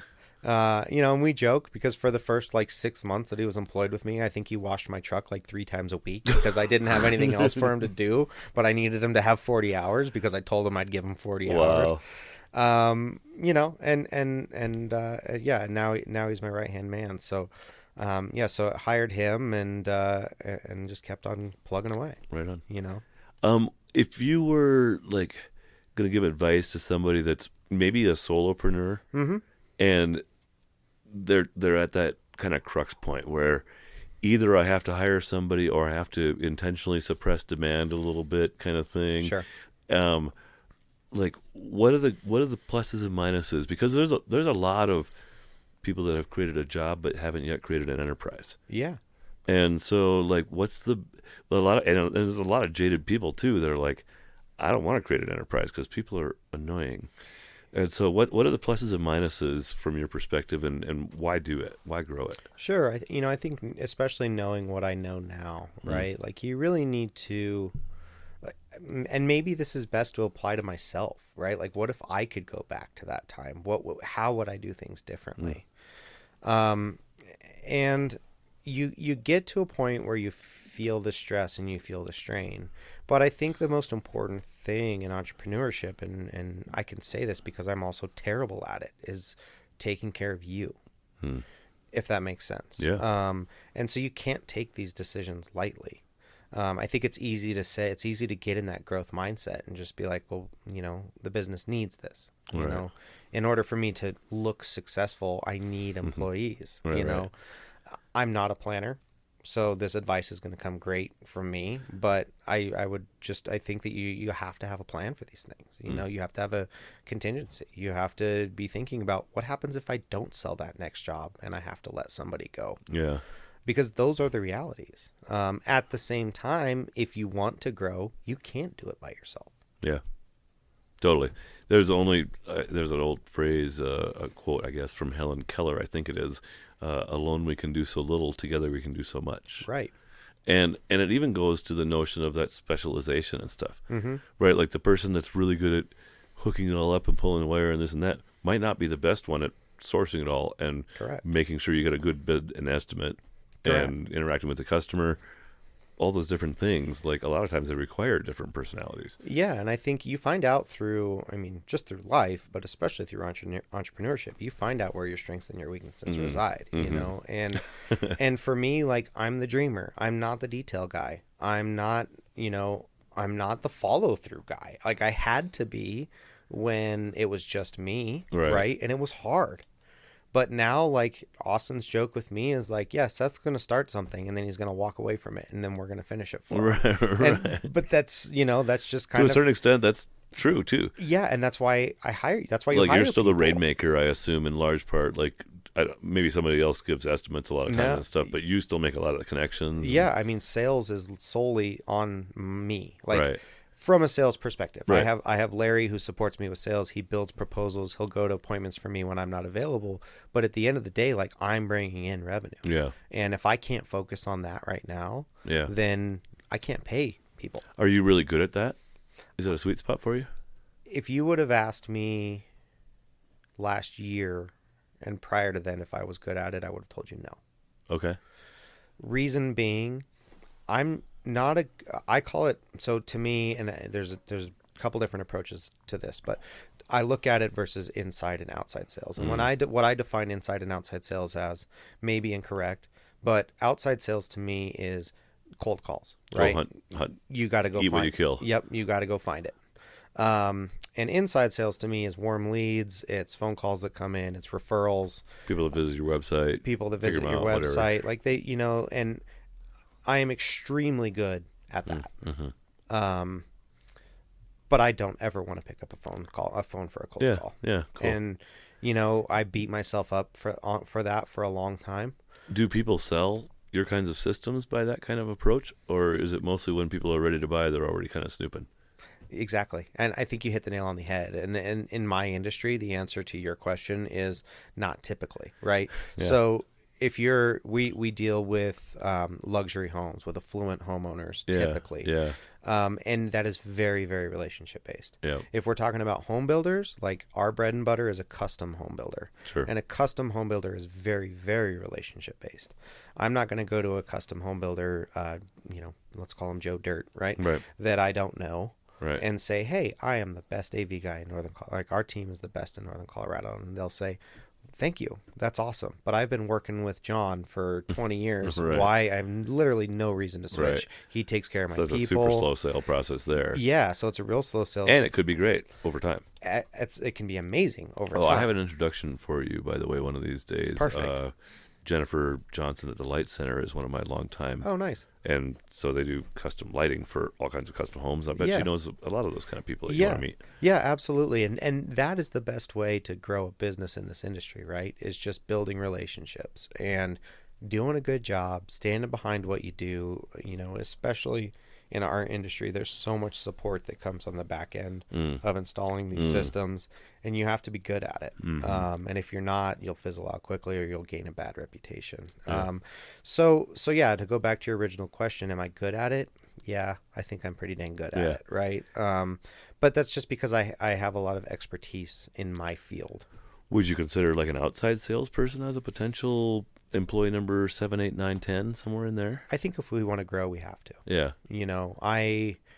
In every hire, every growth stage is scary to me. Right. I hope it is to other entrepreneurs it's a new as well. add of obligation, right? Yeah. But it's tough because when we're the size that we are now, like, we control the process. Yeah. And we have processes in place, and they're always evolving. They're always being defined, right? But the thought of somebody representing Timberline and going and cold calling people is weird to me. Yeah, fair. Well, but at the same time, this market and the construction industry and the residential homes industry in Northern Colorado is so strong. Well, and you're not big enough to be able to even touch all the different potential outlets and customers and spaces and whatever. Right. And I'm the first one to admit, like, hey, we have probably 3 to 5 new construction custom home builders that we work with regularly, Yeah. there are dozens, Right. if not hundreds, in northern Colorado, So. right? And if you drift around, go up to Red Feather, there's 7 more building log cabins up there that really could use your stuff. Exactly. And then if you're willing to dip your toe in the Denver market, like, well, then, now the world's your oyster. Right. So yeah, I think it's in the cards. Yeah. It's just figuring out Well, when. they'll probably show up one day and be like, "Can I work here?" Yeah. Yeah. Hopefully they show up. They look like a salesman. They give me their first and last name, and I write it down. I was just musing on the difference between our businesses in a way. We never get any internet leads. Really? Nobody's ever looking for peer advisory. That hardly. makes sense. Occasionally. Sure. But for the most part, it's all outside sales. And you meet somebody the first time and you're like, "This is what we do." And they're like, "I've never heard of anything like that." Yeah. You were a special case, frankly, because that you took notice of Sean's involvement with the peer advisory organization. And so when we met on the golf course, Sure. you're like, "Oh, that's pretty cool." But see, you do draw an interesting perspective, because had you not been outgoing when I met you on the golf course, we wouldn't be sitting here now. True. And I was enthusiastic about what I sell. Absolutely. And you started asking good leading questions about who I am, what my business is, and LoCo Think Tank may have been on my radar prior to then, but I don't think really, I might have heard of You wouldn't have acted guys. on it. I wouldn't have acted on it. So yeah, and that's the tough part, right? It's like, I know if I could push myself to get out there and be that person, I may get more sales. However, it's so far outside of my comfort zone that, like, I don't really want to be there. Well, and maybe you need to kind of develop that process a little bit more and a little bit more behind the scenes kind of support. Yeah. Before you can open that up too much, right? Yeah, and you always have to put checks and balances on yourself, right? Yeah. So when I was in North Carolina, we were very active participants in the Home Builders Association. Oh, sure. And the Home Builders Association is a national association. They have regional chapters. Yeah. Yeah. So when I came to Colorado, I was really excited to join the Northern Colorado Home Builders Association. And I went, and I was instantly turned off by it. Oh. And it was very strange to me, because I was like, well, shoot, this is like the one way that I was comfortable networking. Right. Now I'm trying to build a business. What do I do? Right. But I think that in regards to the checks and balances that you have to put on yourself, you realize that in my industry, especially, and in, the custom homes and dealing with affluent homeowners, and custom home builders, it's all relationship based. And so you can't go to one meeting and expect to have a sale out of it. Totally. You build relationships. You provide value, whether that be as a service to your community or as a service to an organization. And then you create those relationships. Yeah. And that's my favorite part. I like it. I feel like we should take a short break here. Sure. Anything else you want to say about kind of that journey to this point? No. All right. Well, let's do it then. Cool. The LoCo Experience is sponsored by InMotion, providing next-day delivery for local businesses. If you need anything delivered in northern Colorado, InMotion's flat-fee service is a great resource for your business. Delivering from the Wyoming border to Denver and anywhere in between, their clients range from small breweries to real estate companies. InMotion can deliver almost anything you can imagine. If this fits a need for your business, contact InMotion directly by emailing them at inmotionnoco@gmail.com. That's INMOTIONNOCO@gmail.com, and mention you heard it on the LoCo Experience. LoCo Experience podcast history happening right here. I've had that joint sitting in the dinosaur ashtray. Oh, we should drag that closer too, by the way. Yeah, it's pretty amazing. For like 5 weeks, and nobody has taken me up on smoking a joint on air. But you are brave, young man. Are you concerned that your affluent customers would see you and be concerned about? It's Colorado. Yeah, whatever. Get over it. That's right. So when I was a banker, so I was a banker for 15 years. You probably remember at least part of that story. Yeah, it's pretty dried out, probably. Yeah, now, hopefully. But it tastes like it's been sitting there for 5 weeks. Puff, pass is our rule around here, by the way. Anyway, I was already getting kind of shaggy, like maybe a little more than now even, and so I ended up becoming the acting president of this bank during the Great Recession. My boss got let go. Sure. Our staff went from 12 to 6. Oh gosh. And it was busy, hectic, annoying, and they also didn't have a CEO for this 3-bank organization. Got it. So I basically went on a haircut streak. And I joined the Rotary Club in the meantime, and they had just had a visitor from Locks of Love. And so we had all these old guys with ponytails because they were growing it out to be able to donate it to Locks of Love. Right. I was like, this is such a cool Rotary Club. When I joined, I was already halfway to my ponytail. And anyway, I got a new boss a year later, and my new boss was like, I'm not the kind of guy that would ever tell you to cut your hair. But, you should recognize that about half of the best customers in our community wouldn't sign up with a guy that looks like you to be their banker. Sure. And I was like, well, I can't be everybody's banker, and I wouldn't want to be their banker if they're going to be that way anyway. So we had a great relationship, me and Doug. He was definitely a lot more staid than I was, but sure. I loved him. He was my best boss, really. So that's great. I love it. It's a cool story. So anyway, I digress. You said that you were going to describe kind of a complete system. Like if I said, hey, I just sold LoCo Think Tank, I got all the money. Sure. I don't want to pull out any stops. I've got a 6,000 square foot McMansion, and I want you to deck it out. Sure. And assuming that I kind of want all the stuff, right? Yeah. Because I know you go through a big process of what do you really want? Yeah. Do you want the blinds? Do you want the shades? Do you want the security, the cameras? Like, what's available out there in the marketplace like that right now? What would make a great house in your world? Yeah, absolutely. So, I said in the beginning, like, it's very rare that we do all of the things that we do in one house. But it's really fun when we get to do all of the things that we do in one house. So, we open up those conversations with what rooms do you want speakers in? What rooms do you want TVs in? Do you want surround sound? Do you want a theater experience? Do you want to be able to sit at home and not have to go to the theater? There is a lot of it is convenience. So, lighting controls. This is the one that we talk about all the time. Smart light switches. The number one thing that somebody says is, I can walk over to a switch and turn it on. It's like, well, yes, you can, right? Yeah. But we all pay for convenience. Think about that BMW that you drive around in. Well, and my wife is not capable of leaving a room and turning the light off at the same time. It's not in her place. Yeah, and kids sure as hell can do it. Right. So I've become conditioned kind of somehow. It took me a long time to build that habit, but I do it now. Right. And so sometimes it's hard to see the convenience that these solutions will bring to you. But this happened to me recently with a client where we had these discussions, and we had we're going to have surround sound in 2 rooms, and we're going to have 8 rooms of speakers, and we're going to have TVs, frame TVs that show artwork when they're off. Cool. And we want good Wi-Fi, and we want a door lock, smart door lock, so we can assign user codes. I'm good, thank you. And so we pulled together a proposal for him, and we met with them, and we went through it, and I was nervous. I was really nervous to go through this proposal. It was like $90,000. Yeah. And those are hard sells sometimes. And oftentimes people look at us like we're absolutely insane when we put numbers in front of them like that if they haven't given me a budget prior. Right. And he looked at me and he goes, let me ask you a question. When we move into this house, because he said, you're doing other houses on this block, right? And I said, yes, I am. He said, when we move into this house, are we going to have the coolest house on the block? And I said, no. You're going to have to try harder.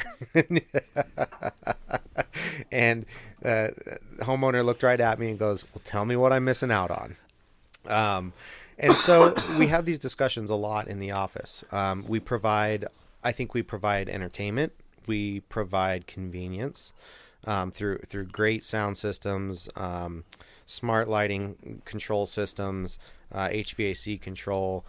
But what's our wow factor, right? That's what we're always looking for. Anybody, if they... Ooh, I'm thinking Lampoon's Christmas light options. Tell me. Like the big National Lampoon's Christmas Vacation where the whole house is lit up and some of that crazy shit. So you're going somewhere. That's part of your this. future, maybe. It is, absolutely. So, where Philips Hue came onto the market like 10 years ago, and they had these cool color-changing bulbs, right? Well, those are cool. I can make one light bulb in my house green. But what if you took every light in your house? You know, the lights in the ceiling, the sconces, the under cabinet lighting, the toe kick lighting, your landscape just a little blue lighting. tone on everything when you do it right. Yeah, or any or color you want. Yeah, or use voice control and tell them that the Nuggets are playing tonight. You know, Denver Nuggets are playing tonight, and it changes your whole house into that theme, right? The Vikings are playing. It's purple and gold. Yeah. So you know, that's the stuff to me that like that's a lot of the wow factor, right? And the one thing to me that's really, really cool in our market, I think it's cutting edge. I think it's the future, but I think people are really hesitant about it, and rightfully so, is voice control. You know, Alexa, like Amazon and Google are both very, very happy to give you $10 devices that go into your house that can listen to everything that you're saying. Shout out to Trojan Insurance on Mulberry Street here, just a little ways down the road, that always has funny quotes. And right now it says, "Alexa, rake the leaves." That's amazing. But yeah, I mean, reasonably so, right? We know that they, like, I forget, I just had a case today where something I was randomly interested in looking up, like, now all of a sudden is on all my searches, you know? Yeah, right. And so it's a major privacy concern. Yeah. And technically they don't start listening until they hear their wake word.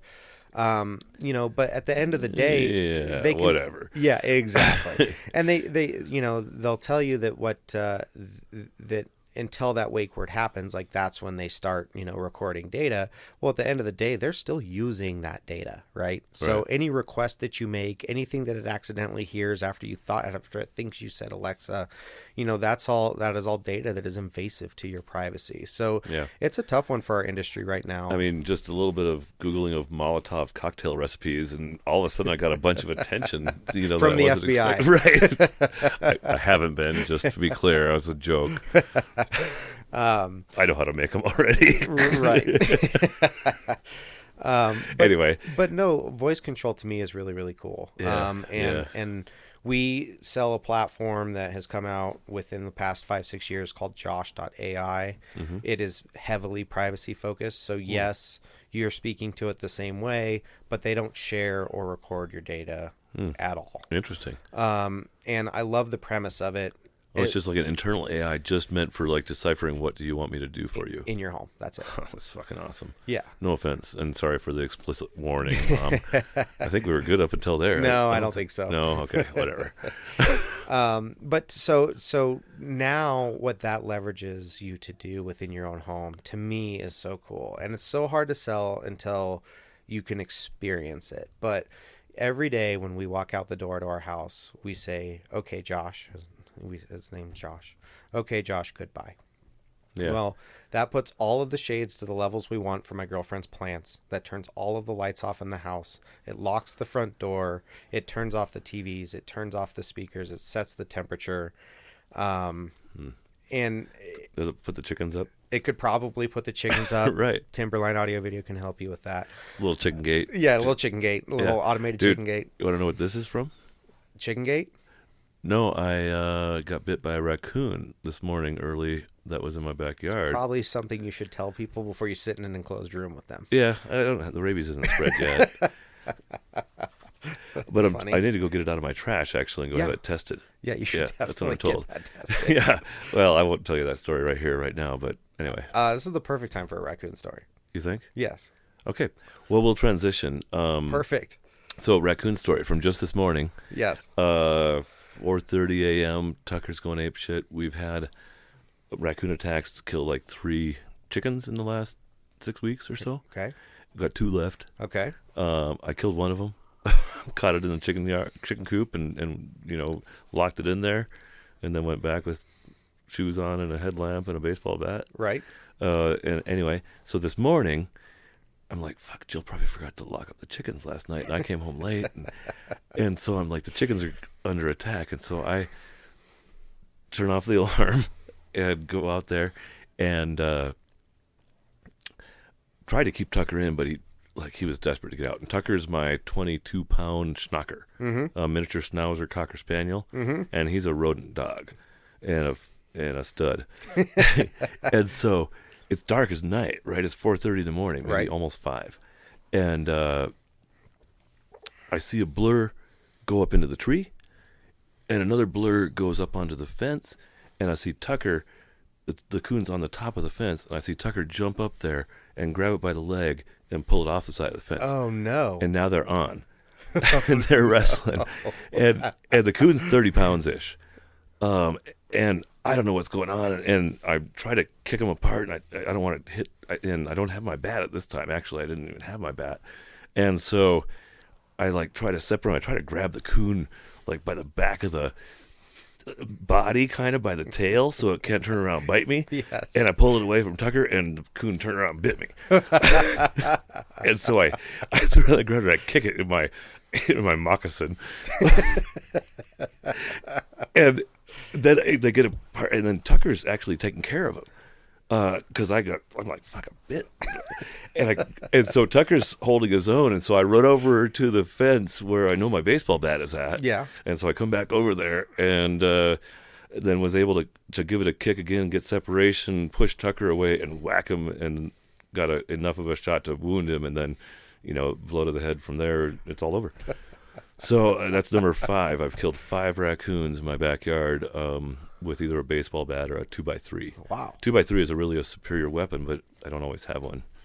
Well, and so if LoCo Think Tank doesn't work out, I'll kill raccoons. If you got a raccoon, I'll kill it. $250 a piece. I'll kill your raccoons if you want me to. I'll post up in that's your a yard. flat fee. Well, not for. I've seen some big. I killed one 50-pounder. That was worth $500. $250 for under 30 pounds. Okay. And $1,000 for over 40 pounds. And it's negotiable between. Perfect. Depends on how tough they are. That's LoCoRaccoons.com for all you listening. And in the future, I'll probably just get cages and then drown them fuckers. Well, so I'm not going to make a lot of friends with that commentary necessarily, but it was pretty right. fun. It's the truth. I feel like, but they eat my chickens, they kill Right. them, they eat their eggs, they steal them. They just make my life miserable. Yeah. And so, fuck you, raccoons. That's You right. little trash pandas, you can go away. That's right. If we've learned anything today. And the other one fuck you, raccoons. I shot with my pellet rifle. I shot it 4 times. I can't kill it, but I was like, at least you don't really want to be around here anymore. Yeah. Well, Don't come back. You're doing work. Yeah. Anyway, that reminds me. I got to go take that raccoon back out of the trash so I can get tested for rabies. So I see if I got a good shit done. Okay, there's a LoCo experience, for example. That's our final segment, but we're not there yet. Got it. So, so now we go into the faith, family, politics segment. Okay. And we've talked a lot of family already. Sure. But I think there's probably an opportunity for you to give your mom and dad at least, and maybe even your siblings some love and describe them a little bit and whatever you feel right. Did your dad didn't stay at the paint store, I assume? No, he didn't. So dad was stay-at-home dad. Cool. So I have a lot to owe to him for that. Yeah. He gave you some skills in that department. Yeah, and he coached my soccer teams. I mean, I'm telling you, it's kind of creepy how much our lives, kind of coincide. But no, Dad was awesome. Dad. What's his name? Ron. Okay. So. Hey, Ron, I'm sure you'll listen. He won't. Oh. So. Ron passed away. Sorry. So that's okay. My wife's mom passed away 2 years ago. Yeah. Last weekend, and it was so hard. Yeah. So I'm sorry. Yeah, it's tough. He was living with multiple sclerosis, which is just a terrible disease. Yeah. So, it's amazing, and it really makes you count your blessings when you're here, you're healthy, surrounded by people that you love. Yeah, you can do anything you want to. You can do anything you want. Yeah. Yeah. And gosh, what a tough disease to watch somebody that, you hold so dearly to your heart just get worse. When was this? He passed away in 2018. Okay. 18. Yep. So, yeah, tough time. Yeah. But talk to me a little bit about who you became in the meantime. He was a stay-at-home dad, but soccer team. What did he teach you specifically? And describe him a little bit. Help us to. Yeah, no, I think it's funny. You call this segment, faith, family, and politics. I mean, what do parents teach us? I would argue that that's what they spend a fair time doing. Sometimes, right? And I think my dad and my mom, but just raised us to be good people. you know, and Dad was tough when he needed to be tough, and he was compassionate when he needed to be compassionate. And, you know, it wasn't always easy, but at the same time, like, it's just the amount of love that he was able to showcase, and it's pretty amazing, you know, and I certainly wouldn't be who I am today without that. Right. And it's really a great example of, frankly, the modern world here where, you know, even though I stereotyped this earlier and said that men can't be nurturing, Sure. You know, I can when I try. Yeah. Right. You know, and there's a lot of that out in the world. My grandfather cooked dinners, and like my mom's dad, and was really the matriarchal figure in the household, as well as the patriarch. He was just kind of, but she was kind of the ornery, cranky lady that he just cared for and loved, regardless, you know, nurtured. Well, if I learned anything from, you know, my time as a stay-at-home dad and kind of being primary caretaker, and then from my dad as well, it's that I don't care who you are. Like, raising kids and being a stay-at-home parent or being the primary caretaker, that is the hardest job in the world. Yeah, for sure. I really think it is. I mean, sure. I love my kids. They're a giant pain in my ass. Dude, I want to give a shout out to my mother because because my dad, right, he was your mom. He was a motorcycle mechanic that got a gal pregnant when he was 20. Sure. You know, got married right away and never got a college education or anything, but he started a farm evenings and weekends when I was in first grade. Gotcha. You know, and figured out how to do that and worked his ass off. He came to 4 of my basketball games. My mom came to 174. Yes. You know, right. And right. she launched the Little League baseball team in our little town. Yeah. And taught all the kids how to throw because she was a Little League softball player. Yeah. Or a women's fast pitch softball player. Sure. Rather. Sure. And, you know, and so, like, it's funny how mirrored our own experiences are in some of those ways. Yeah, no, definitely. And I think it's cool too, like, what sticks with you. Like, even after losing a loved one is so fucking hard, but you know, there's so many things that stick with you, and I think the pain hurts so much in the beginning. We all die. Yeah, like, and that legacy that you leave behind is a lot of what you do. It is, absolutely. And when the Colorado Avalanche won the Stanley Cup last spring, like, Dad was there with us, right? Right. And my brother, sister, and I would not have been as excited, you know, about the whole thing had Dad not been a huge Avalanche fan. You know? Part of his legacy is just that little element of your life. Yeah, absolutely. And, you know, to this day, like, one of my biggest hobbies is riding bicycles. And that was taught to me by my dad. You know, he was a big road biker. You know, he had me going to Moab when I was, you know, in middle school. Wow. And you know, a little sidetrack about my dad. Let's have it. When he, you know, with multiple sclerosis, you start to lose your mobility, and it always depends on when it hits, right? But for him, it was about 35 to 40. So young. Yeah, he started to lose his mobility. Wow. And that starts to show up in your balance. So he had a motorcycle. He had to sell it. He had bikes. He had to get rid of them, or he had to hang them up in the garage because he couldn't ride them anymore. And yet he encouraged you in these things. Yeah. Yeah, no, absolutely. And that era for us was a lot of when I was trying to raise my family. So it was difficult, but you know, bicycles were always such a huge influence, and his last bicycle that he built, and it was in the best shape of his life when he was riding it. It was just super fucking cool. Road bike, titanium frame, like bare titanium. My uncle built it for him. Just very high-end bike 20 years ago. When he passed, a kid came down to us, to the kids, and it's been hanging in my garage. Yeah. And it's a race bike, and I'm not a road rider. I love to ride my mountain bike. I love to ride downtown to a brewery, but I'm not going to put on spandex and go ride for 2 hours by myself. It's just not something that I am passionate about. Not right now, yeah. So it just hung in my garage, and it hung in my garage. And finally this summer I looked at that bike, and I was like, you know what? That thing needs to be ridden. Like, that bike needs to be ridden. Stop holding it onto it as this memory, right? And so I get this harebrained idea. I'm like, I'm going to turn this bike into this cool, like brewery cruiser, right? Like, I'm going to make it less race bike and more let's go to the brewery and have a beer bike. Yeah. But still, it's got a titanium frame. Yeah, exactly. Right? Yeah, it's and it's gorgeous. Right. So I'm like, God, I think this is sacrilege. Like, I'm really struggling with this decision. So I load up the bike and I drive it down to the bike shop in Loveland, and I walk it in there, and I was like, all right, guys, like, I have this idea, but I need you to tell me that it's a terrible idea. I want to take this bike of my dad's, and I want to turn it into like a brewery cruiser. I'll actually use. And this is at the Extra Mile in Loveland.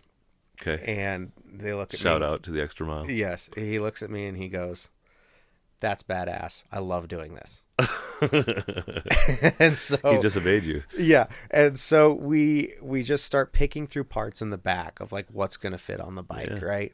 And I take it home, and I'm not the most mechanically inclined person. Like, I just don't have the patience for it. The computer plugs are easy, but computer plugs, like greasy things. Yeah, I could spend an hour behind an audio video, or 8 hours behind an audio video equipment rack, like crimping little connectors together. But somehow, if you put me in front of a car or a bike, I just freeze up. I don't freeze up. I get angry.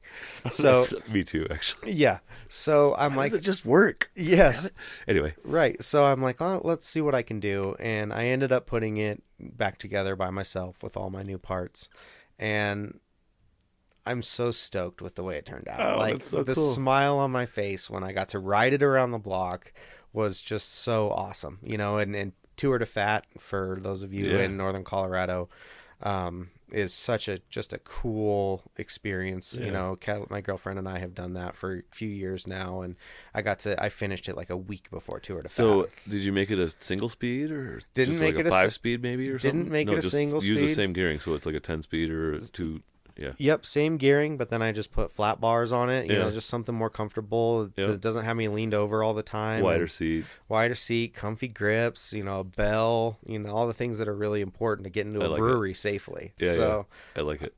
We'll have to go for a ride sometime, because I'm rolling on a 65 Schwinn. That's awesome. Single speed, and it's like a 1-speed race is what my friend said. It's like the highest gear. Yeah. Virtually. That's funny. And but yeah, it's cool. Like, the trails around here are such a great way to transport, and just to be, like in Japan, they're paying big money to be in nature. Yeah. Right. And we have all these trails that take us off through these natural areas and stuff. So shout out to, like, let's use them more. Yes. Let's not be Minnesota or West Virginia and have all these wonderful amenities. So, So even the bikes, get back out there, because I've been noticing, I've been riding a little bit more lately. And it's not as busy as it was a couple of years ago. Really? No, not in the early mornings. A couple it years used ago to was be COVID. We could only ride our bikes. No, before COVID, it was pretty busy. Like, Sure. It was getting pretty busy on the trails where I was riding. Now it's been slower. Yeah. I think people are getting lazy again. Maybe, I don't know what. Anyway. Yeah. We'll talk about something else. Let's talk more about your mom. Sure. So, gosh, I already talked about mom. We can't give her 15 minutes. Right. If you were going to give her like a, hey, shout out, you're awesome, especially because of these things. Yeah, no, she is awesome, and she raised 3 awesome kids, and she's always just shown us a commitment to hard work and dedication and being a good person and being kind and she taught us all of that, and she's still, like, even as an adult, just provides that level of support. And I can't believe I'm going to ask you this, but would you like to observe her major shortcomings? Would I like to observe my mom's major shortcomings? Yeah. Oh, I'd love that. Really? Yeah, let's unpack She's that gonna right listen now. to this. Yeah, that's fine. I can say that because I get them from her. Okay. Right? So they're my own Well, I just want to shortcomings. observe that nobody's ever perfect, right? Yeah, no, absolutely. She's massive ADD like I am, right? She's a master of starting projects and not always finishing them. She's a dreamer. Yeah. All of those things can be looked at as negatives or positives, right? For sure. So. Yeah. I love it. Good job. Yeah, that's right. Navigated that one well. So I like to get 1-word descriptions of the children. Mm-hmm. Are you up for that task? I am. Did you think about it in advance? I did. I tried, but this is like, I like to overthink things sometimes, Yeah. and then I start going to the thesaurus, and so we're just gonna wing it. Yeah. So do you want to? Usually I start with the oldest, but we're going to reverse it just in case you practice too much. So, Rylan, how do you spell Rylan? Rylan. Oh, that's just what I wrote down. And so this young man has got 2 older sisters, and a very strong-willed mother and father. Sure. What would you say about him? If it was one word, it'd probably be I think it'd be strength. And that seems so like stereotypical for a guy who only has one boy, right? Yeah.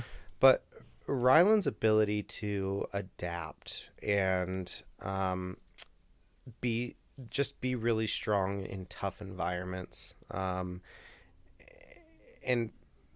is pretty remarkable to me. He lights up a room. When Ryland walks into a room, he lights it up. Yeah. And it's just, he has a very infectious smile. But, along with that, because it just becomes resilience and strength, I think, right? Because when everybody else is struggling, he's the person to pick things up or maybe just distract or pretend like something's not happening. And he's a good kid. That's awesome. Lauren's next. Lauren, yes. Yeah. I had to check my notes. Lauren, driven.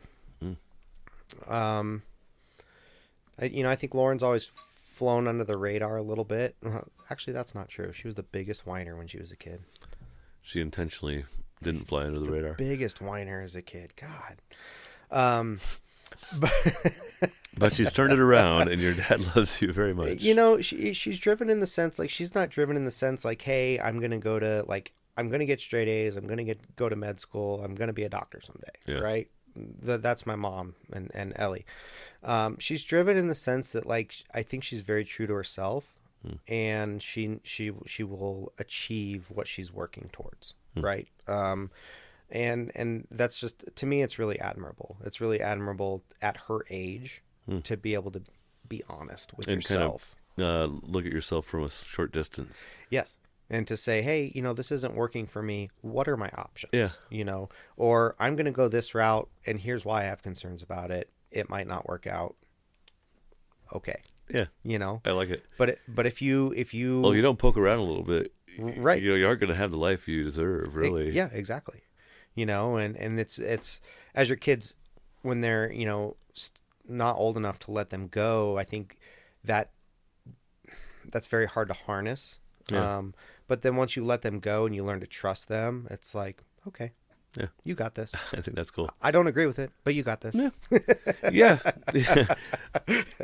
I was raised in a largely free range capacity. Sure. Like, as long as you weren't like becoming a mess, and thankfully myself and none of the siblings to follow really did. Right. You kind of raise yourself and do Yeah. a good job, and I'm here for you. Yeah. But and then Tessa, we've heard her name quite a few times. Strong-willed. So she's the challenger, right? Like she wants on the Enneagram thing, you mean? On what? Enneagram? That's like one of the personality profile kind of things. Oh, really? I'm not familiar. Yeah, the challenger is the 8, the promoter is a 7. Okay. I'm a half and half, which is considered the maverick. Gotcha. Yeah, and there's like the helper and the achiever and the peacemaker and I don't know what else. Sure. Anyway, sure. I digress. Yeah, no, she she's stubborn as hell, and she's going to do things her own way, and that's kind of beautiful, right? So as a parent, it's a challenge because you're like, stop, let me help you. But I've always said, like, as a kid, when she was a little bit of a challenge, I would say if I could just get her 18, I don't have to worry about it. What is she doing with herself right now?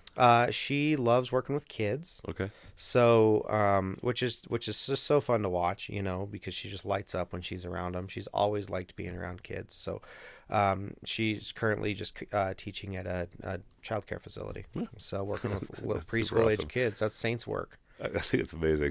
Like I've done business with a couple of those kind of organizations, and like there's a few groups of people that everybody likes. Like people that are woodworkers is one group. Right. People that own their own little sailboat. Right. And then people that work in daycare facilities is another one. Like none of those people are ever not awesome to be around. Yeah, I would agree with that 100%. So, it's and it's fun to watch them kind of, she told me a couple weeks ago, she said, I love my job. I don't like the money I make, but I love my job. And I'm like, awesome. Well, maybe she needs to own a daycare facility. Yeah, let's find a way to do what you like and make money. Yeah.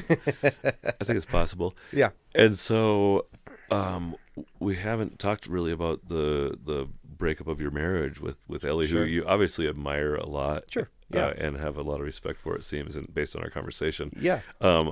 What was it that really drew the two of you together? Mm-hmm. And then ultimately, how would you describe like the conditions under which you decided to not be together? Yeah. So, I think, there wasn't any doubt that we liked each other, but we were young, and we just did what we were supposed to do. You were almost forced together. Yeah, in a way, and both of us were adults, and we could have made decisions at any point in time to alter our courses. Yeah. But we just chose to stick it out, Yeah. and I think that we were a great team at raising kids, and I think we're a great team just in general, especially in working towards her goals and my goals, and but the best way for me to describe it, because it's never as easy as can be described, but I think we were so focused on achieving a goal, and we were good at that. But then when life finally slowed down a little bit, Yeah. we weren't. Yeah. Seen it before, for sure. And I always say, when you finally get to a place in life, you can go stay at the Four Seasons when you're on vacation and you don't enjoy it, you should probably start questioning your decisions. Interesting. Yeah. And so, this was a few years ago now. Yeah. Is that right? You were, I think, maybe freshly divorced when we first went, or maybe Probably. a year in. Probably. That was 2019. Okay. So we're several years outside of that. Yeah. And I met you met Kelly. Kelly. Yep. So Kelly is just amazing. So she compliments me in all the ways that I need her to, and she's just an amazing human being. Yeah. Like, it's fun. Do you guys think about? Whoa. Not my place. Yeah, no, great place to bring this up.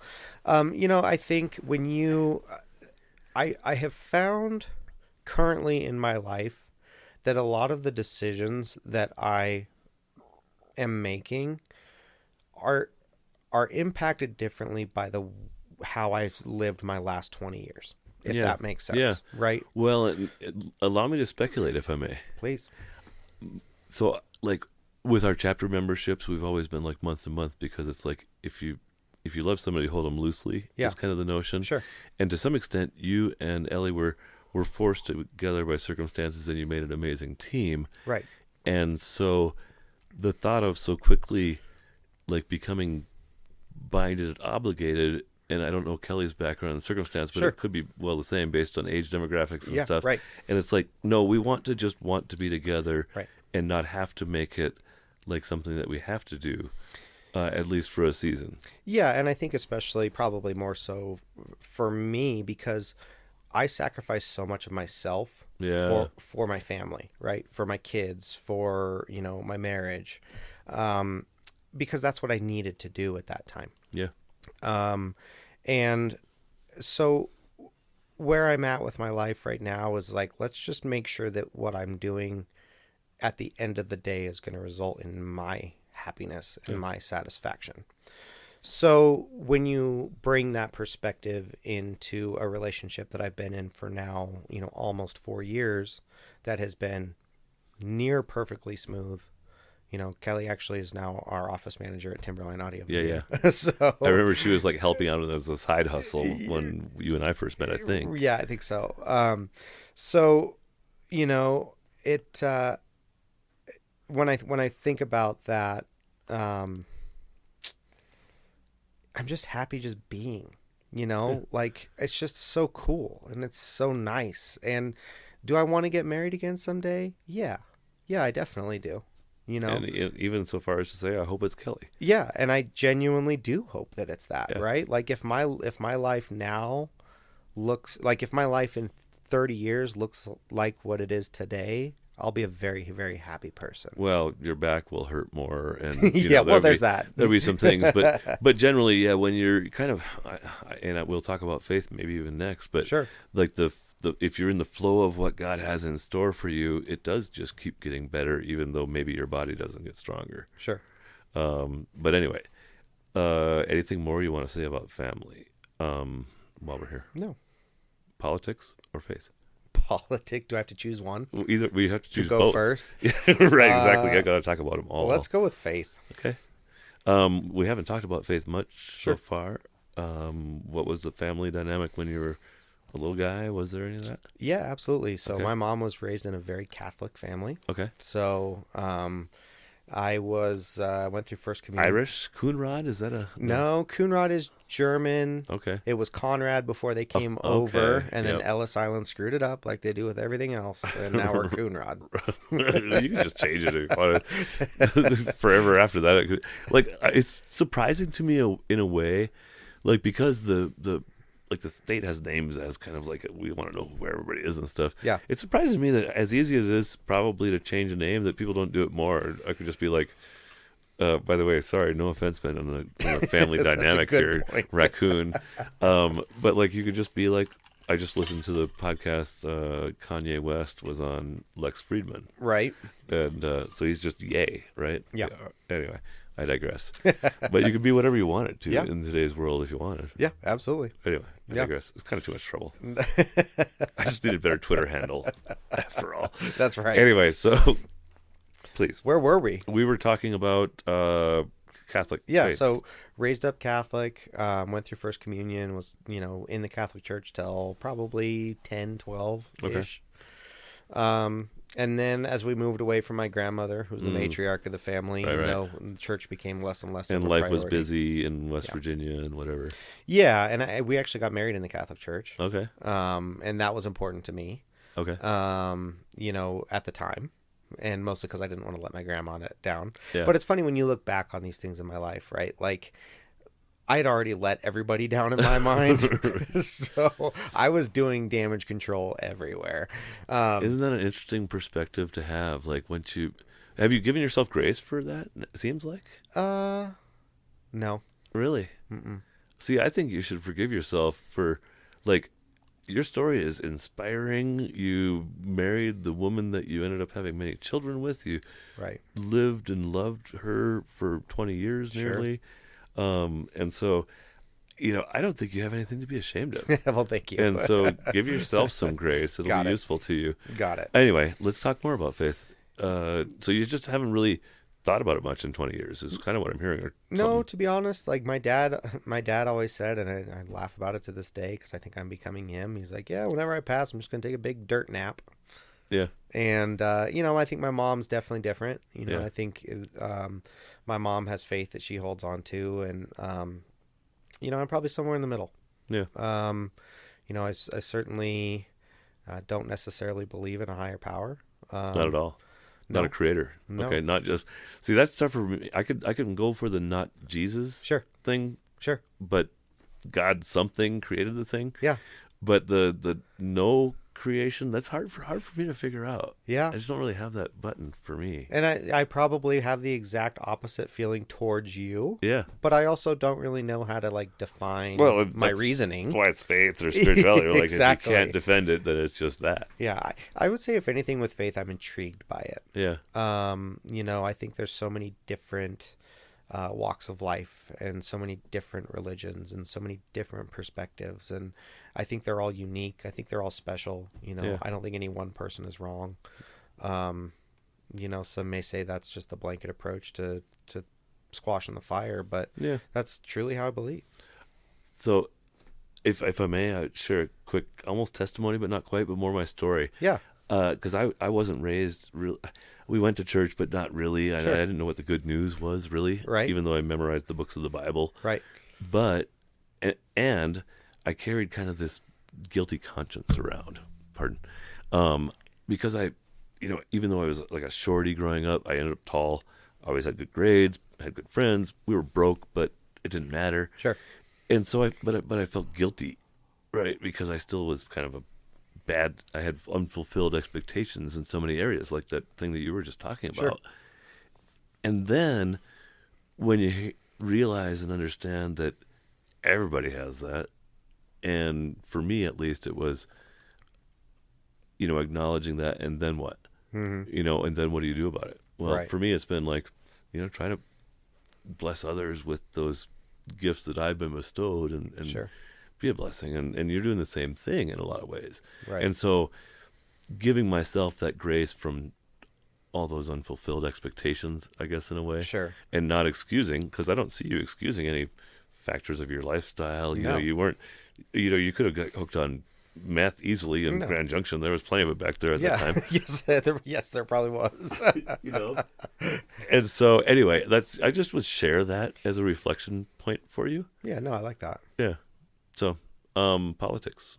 Politics. Yeah. Where you lead, I'll follow. Well, so did we meet in COVID? Yeah. Did you have a mask policy? At work? Yeah. Officially or not officially? When we're in people's homes, we did. Yeah, for sure. That was appropriate. Yeah. You know, you have to.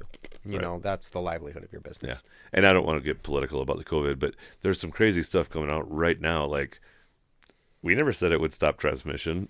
Right. And the New York State Supreme Court just ruled that they have to pay back wages and restore the jobs of all the state employees that they've fired over vaccination. Wow. Just today. Wow. Reflections? It's Yeah. a big deal. It's going to be like a $2 trillion fucking deal. Yeah, and I think that's the hard part, right? Because they've in my opinion, they overstretched during COVID with regulation. People's livelihood was affected by that. Yeah. And now they're using that same arm to pull back on the decisions that they made, right? And I feel the same way about student loan forgiveness. You know, Right. That's a really hot topic right now. Have a bunch of people that didn't go to college pay off the student loans for a bunch of people that have college degrees. Right. Fuck that. Yeah, right. But at the same time, I have student loans. For sure. I would love it. So- Dude, my dad, some years he makes $1 million on his farm and he gets $500,000 from the government from like crop insurance things or Yes. different things like that. And Yeah. it's like, fuck that. But he's not going to not take the money, Exactly. you know? Yeah, and so that's why The gravy tastes good, but it isn't healthy for you. You know, I tend to get lost in politics because, you know, to that same point, you know, I had a friend of mine posted on social, a really, really good friend of mine posted on social media about how the student loan forgiveness thing was just the worst possible thing that the United States government could ever do. And it undermined so many different things. And my perspective on that was, okay, well, he doesn't have student loans and I do. So Yeah. I have to understand that, you know, but then at the same time, how many small business owners took EIDL loans, right? During COVID. Well, And- but to defend against the lockdowns, the shutdowns that the government caused. Yes. So just don't do so much stuff. It's kind of my politics. Yeah, and I kind of think, right, I'm kind of drawing the same conclusion. It's like, well, do we have to do so much? Maybe if we did do less. Yeah. That should be the United States of America. Do less. Yes. Better, not perfect is kind of a new tagline for the Libertarian Party Yeah. because we're not going to make it perfect. No, I think there's a lot of truth to that. I like to say the fixers always fucks it up. Yeah. Like they make the problem that you're trying, like price caps on the oil markets now. And, Yeah. you know, I might share in my blog coming out this month a 1982 cartoon where Germany and France are like, why this fuss over a simple pipeline? And it's like a pipeline and it says Russia on it. And it's actually the barrel of a tank. In 1982. That's funny. Right? And so, anyway, I digress. And I love markets, and I think markets are useful and all that. So that would be your encouragement generally on the political side is try to do less. It'll probably be better for everybody. Yeah, absolutely. You know, I think that what bothers me most about the state of politics in the United States is just the polarization. Yeah. So I, you know, pretty much centered, you know, as far as politics are concerned. You're a closet libertarian, just like 2/3 of my guests. Closet libertarian. Yeah. Like do less and let everybody do what the fuck they want. Yeah, well, there you go. And I think that But there's no big money in libertarianism because that's what, you know, they don't get any political contributions because who the fuck wants the government to do less if they got influence and power and money? yes. They want to do more, but more for them, Right. not more, and leave the outsiders out. Yeah, exactly. And I do. I think the polarization to me is the biggest concern. I think the polarization is fueled by targeted ads, by targeted, you know, promotions, by social media. And I think it's really just created this huge polarization in our communities. And it's... Well, I think they really think differently too, right? They do, but then you just take it to the extreme. Right. And that's what I have an issue with, right? Like, if we can have a rational conversation and have differences, fine, right? But, Or like Biden with the freaking Darth Vader scene, like saying MAGA people are threats to society or something. Like, yes. It's so terribly stupid. Yes, like, it is. Even if he believes that, which I hope he doesn't. Right. But don't say it. Like, they keep that in the inside voice. Well, yeah, I think a lot of people need to keep things in their inside voices. and yeah, I think that's my biggest issue. Everybody can believe whatever the fuck they want to think. Yeah. Well, but to the extent, but people are pretty stupid these days. Like, that was one of the things I observed when I was getting into Facebook fights and stuff back in the BLM days. Oh, so you're the guy. Got different things like that. I just came back on to start promoting the podcast this summer. I was like, fuck it, I'm gonna, but I haven't. I put it. It's not on my phone. Sure. Anyway, I realized because I've devoured like every Wall Street Journal, every Popular Science, U.S. News and World Report, Newsweek. All throughout my high school years. I got economics degrees and just been a student of it. Yeah. And people are not. Right. Like, they don't know how shit works at all. But they pretend they do. For sure. Yeah, and so that's... Well, they know what's supposed to be right based on the narrative. Yes. But there's no grounding, there's no backing, there's no... What about all the Democratic candidates across the nation, like, refusing to debate? Right. Right. Come on. Yeah. No, I totally agree with you. That is not a foundation for... future thriving. Right. You have to be able to talk things out. Right. So, all right. But yeah, I think when you... Sorry, I kind of got on my soapbox today. No. I drank more whiskey than you did. Yeah. Sorry about that. I don't think you did. Maybe you did. Where was I? I wanted to close that out. Wrapping up the politics thing. Yeah. So just be nice and talk about things, I guess, would be your encouragement. Yeah, and I'm the first one to admit, like, I'm a headline reader. Right? Like, I don't do research on topics that are very interesting to me, but I look at those headlines objectively, and that doesn't make me an expert. I'll cut that out. That's fine. Just kidding. You know, I'm always scanning, right? I'm always scanning my surroundings, and I'm paying attention, and I'm putting those against my own thought processes. I'm putting them against my own beliefs. And if it's something that's really important to me, yes, of course, I'll dive into it. But there's so much information. You're busy. Sure, we all are. There's so much information out there, right? And that is my frustration, is that you get all these headline readers, and all of those headlines have been fed to them. Well, and like it used to be, you had newspapers that really tried hard to be kind of nonpartisan and stuff like that. Right. Now, not only do we not have that, but we've got, like, if you want the real truth, you ain't going to MSNBC or CNN anymore either. Sure. So now you have to have all these different disparate feeds of who knows what and from where. Yes. There's no centralized authority at all. No. Which is chaos and beautiful. Yeah. And terrible and tragic. Right. And so hard to navigate. Yeah. Like, I'm the guy that during elections, I go to Fox News, and then I go to CNN, and then I go to MSNBC. Right. And out of those things, I try and make my own decisions. Well, and then go to Drudge Report or something, or what's the Onion or the Babylon Bee? Yeah. That's where the real news is. Yeah, there you go. That's so, the LoCo experience, have you thought about the story that you would like to share? Wrap this up. Yeah, I have actually. Okay.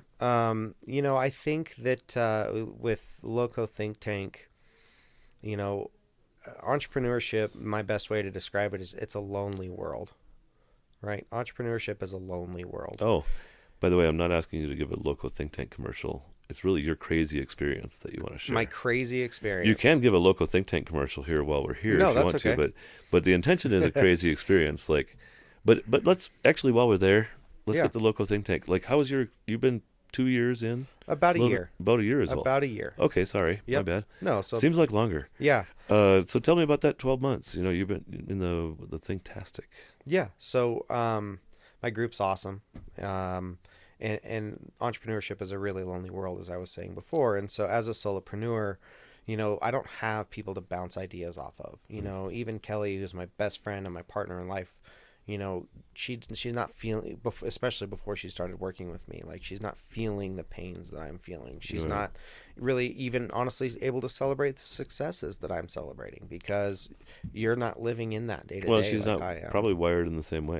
Right, exactly. And so with with LoCo Think Tank, I mean, the beauty of it is you get people in a room are very similar to me, same size businesses, and allow us to process information and to celebrate successes and to deal with the hardships, and a place to share and a place to ask questions and a place to grow. And that's not something that we're given as entrepreneurs when we're fighting in the day-to-day with employees and customers. So people ask me if there's an ROI all the time. Sure. And it's whatever, a few $100s a month for your membership. Do you think that you've made decisions from LoCo Think Tank in this first 12 months that have paid for it yet? Absolutely. Cool. Like hands down. Good. Because you don't know what you don't know. Yeah. And especially in my group, which is, all of our businesses are the same size, which is roughly $1 to $3 million probably in revenue a year. Yep. All of those people have the exact same challenges. Right. We're in different industries. Yeah. We all have employee challenges. Some people have 15 employees instead of 6, but it's a different enterprise, industry, whatever. Right. We all have HR. We all have sales. We all have marketing. We all go through the same things. You all need to know that the new Family Medical Leave Act impact is going to be X. Right. And how to comply with that and who can help you figure that out. Right. Or whatever. Right. And even just to sit in the same room with those people for, one day a month, for half a day, it's inspiring. Yeah. Super, like 100% return on investment. So the actual LoCo experience is the craziest day, moment, week, month, year in the life that you're willing to share to a public audience. Got it.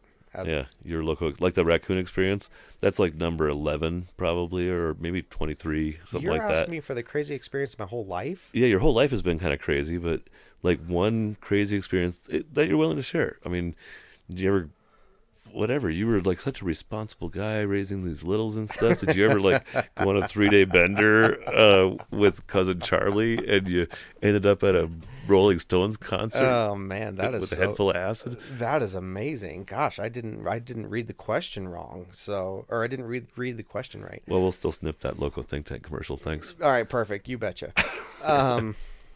Well, I'll just share my own raccoon story. Okay, that's great. Yeah, let's just keep it together. Let's do it. Yeah, so this is the raccoon episode. Okay.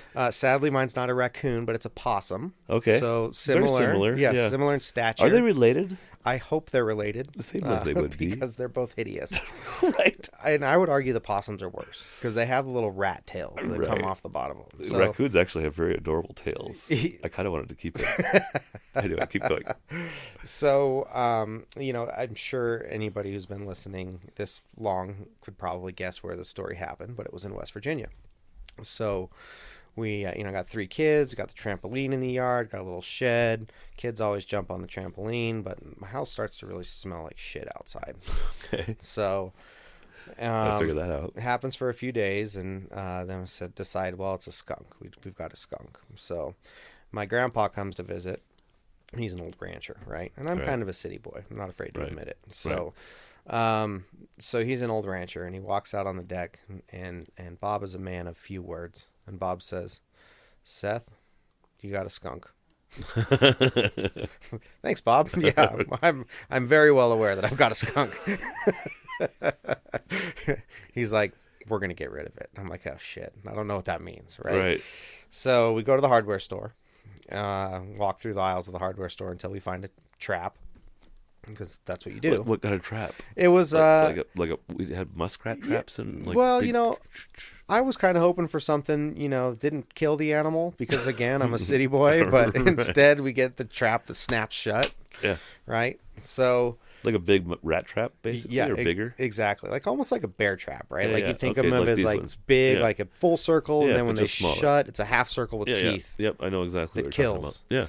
So. Well, otherwise they sit there and struggle for a long time and then they die. Who would want that? Right. The teeth are humanitarian. That's right. That's a humanitarian feature. That's a humanitarian feature. Or not humanitarian, like rodentarian. Rodentarian.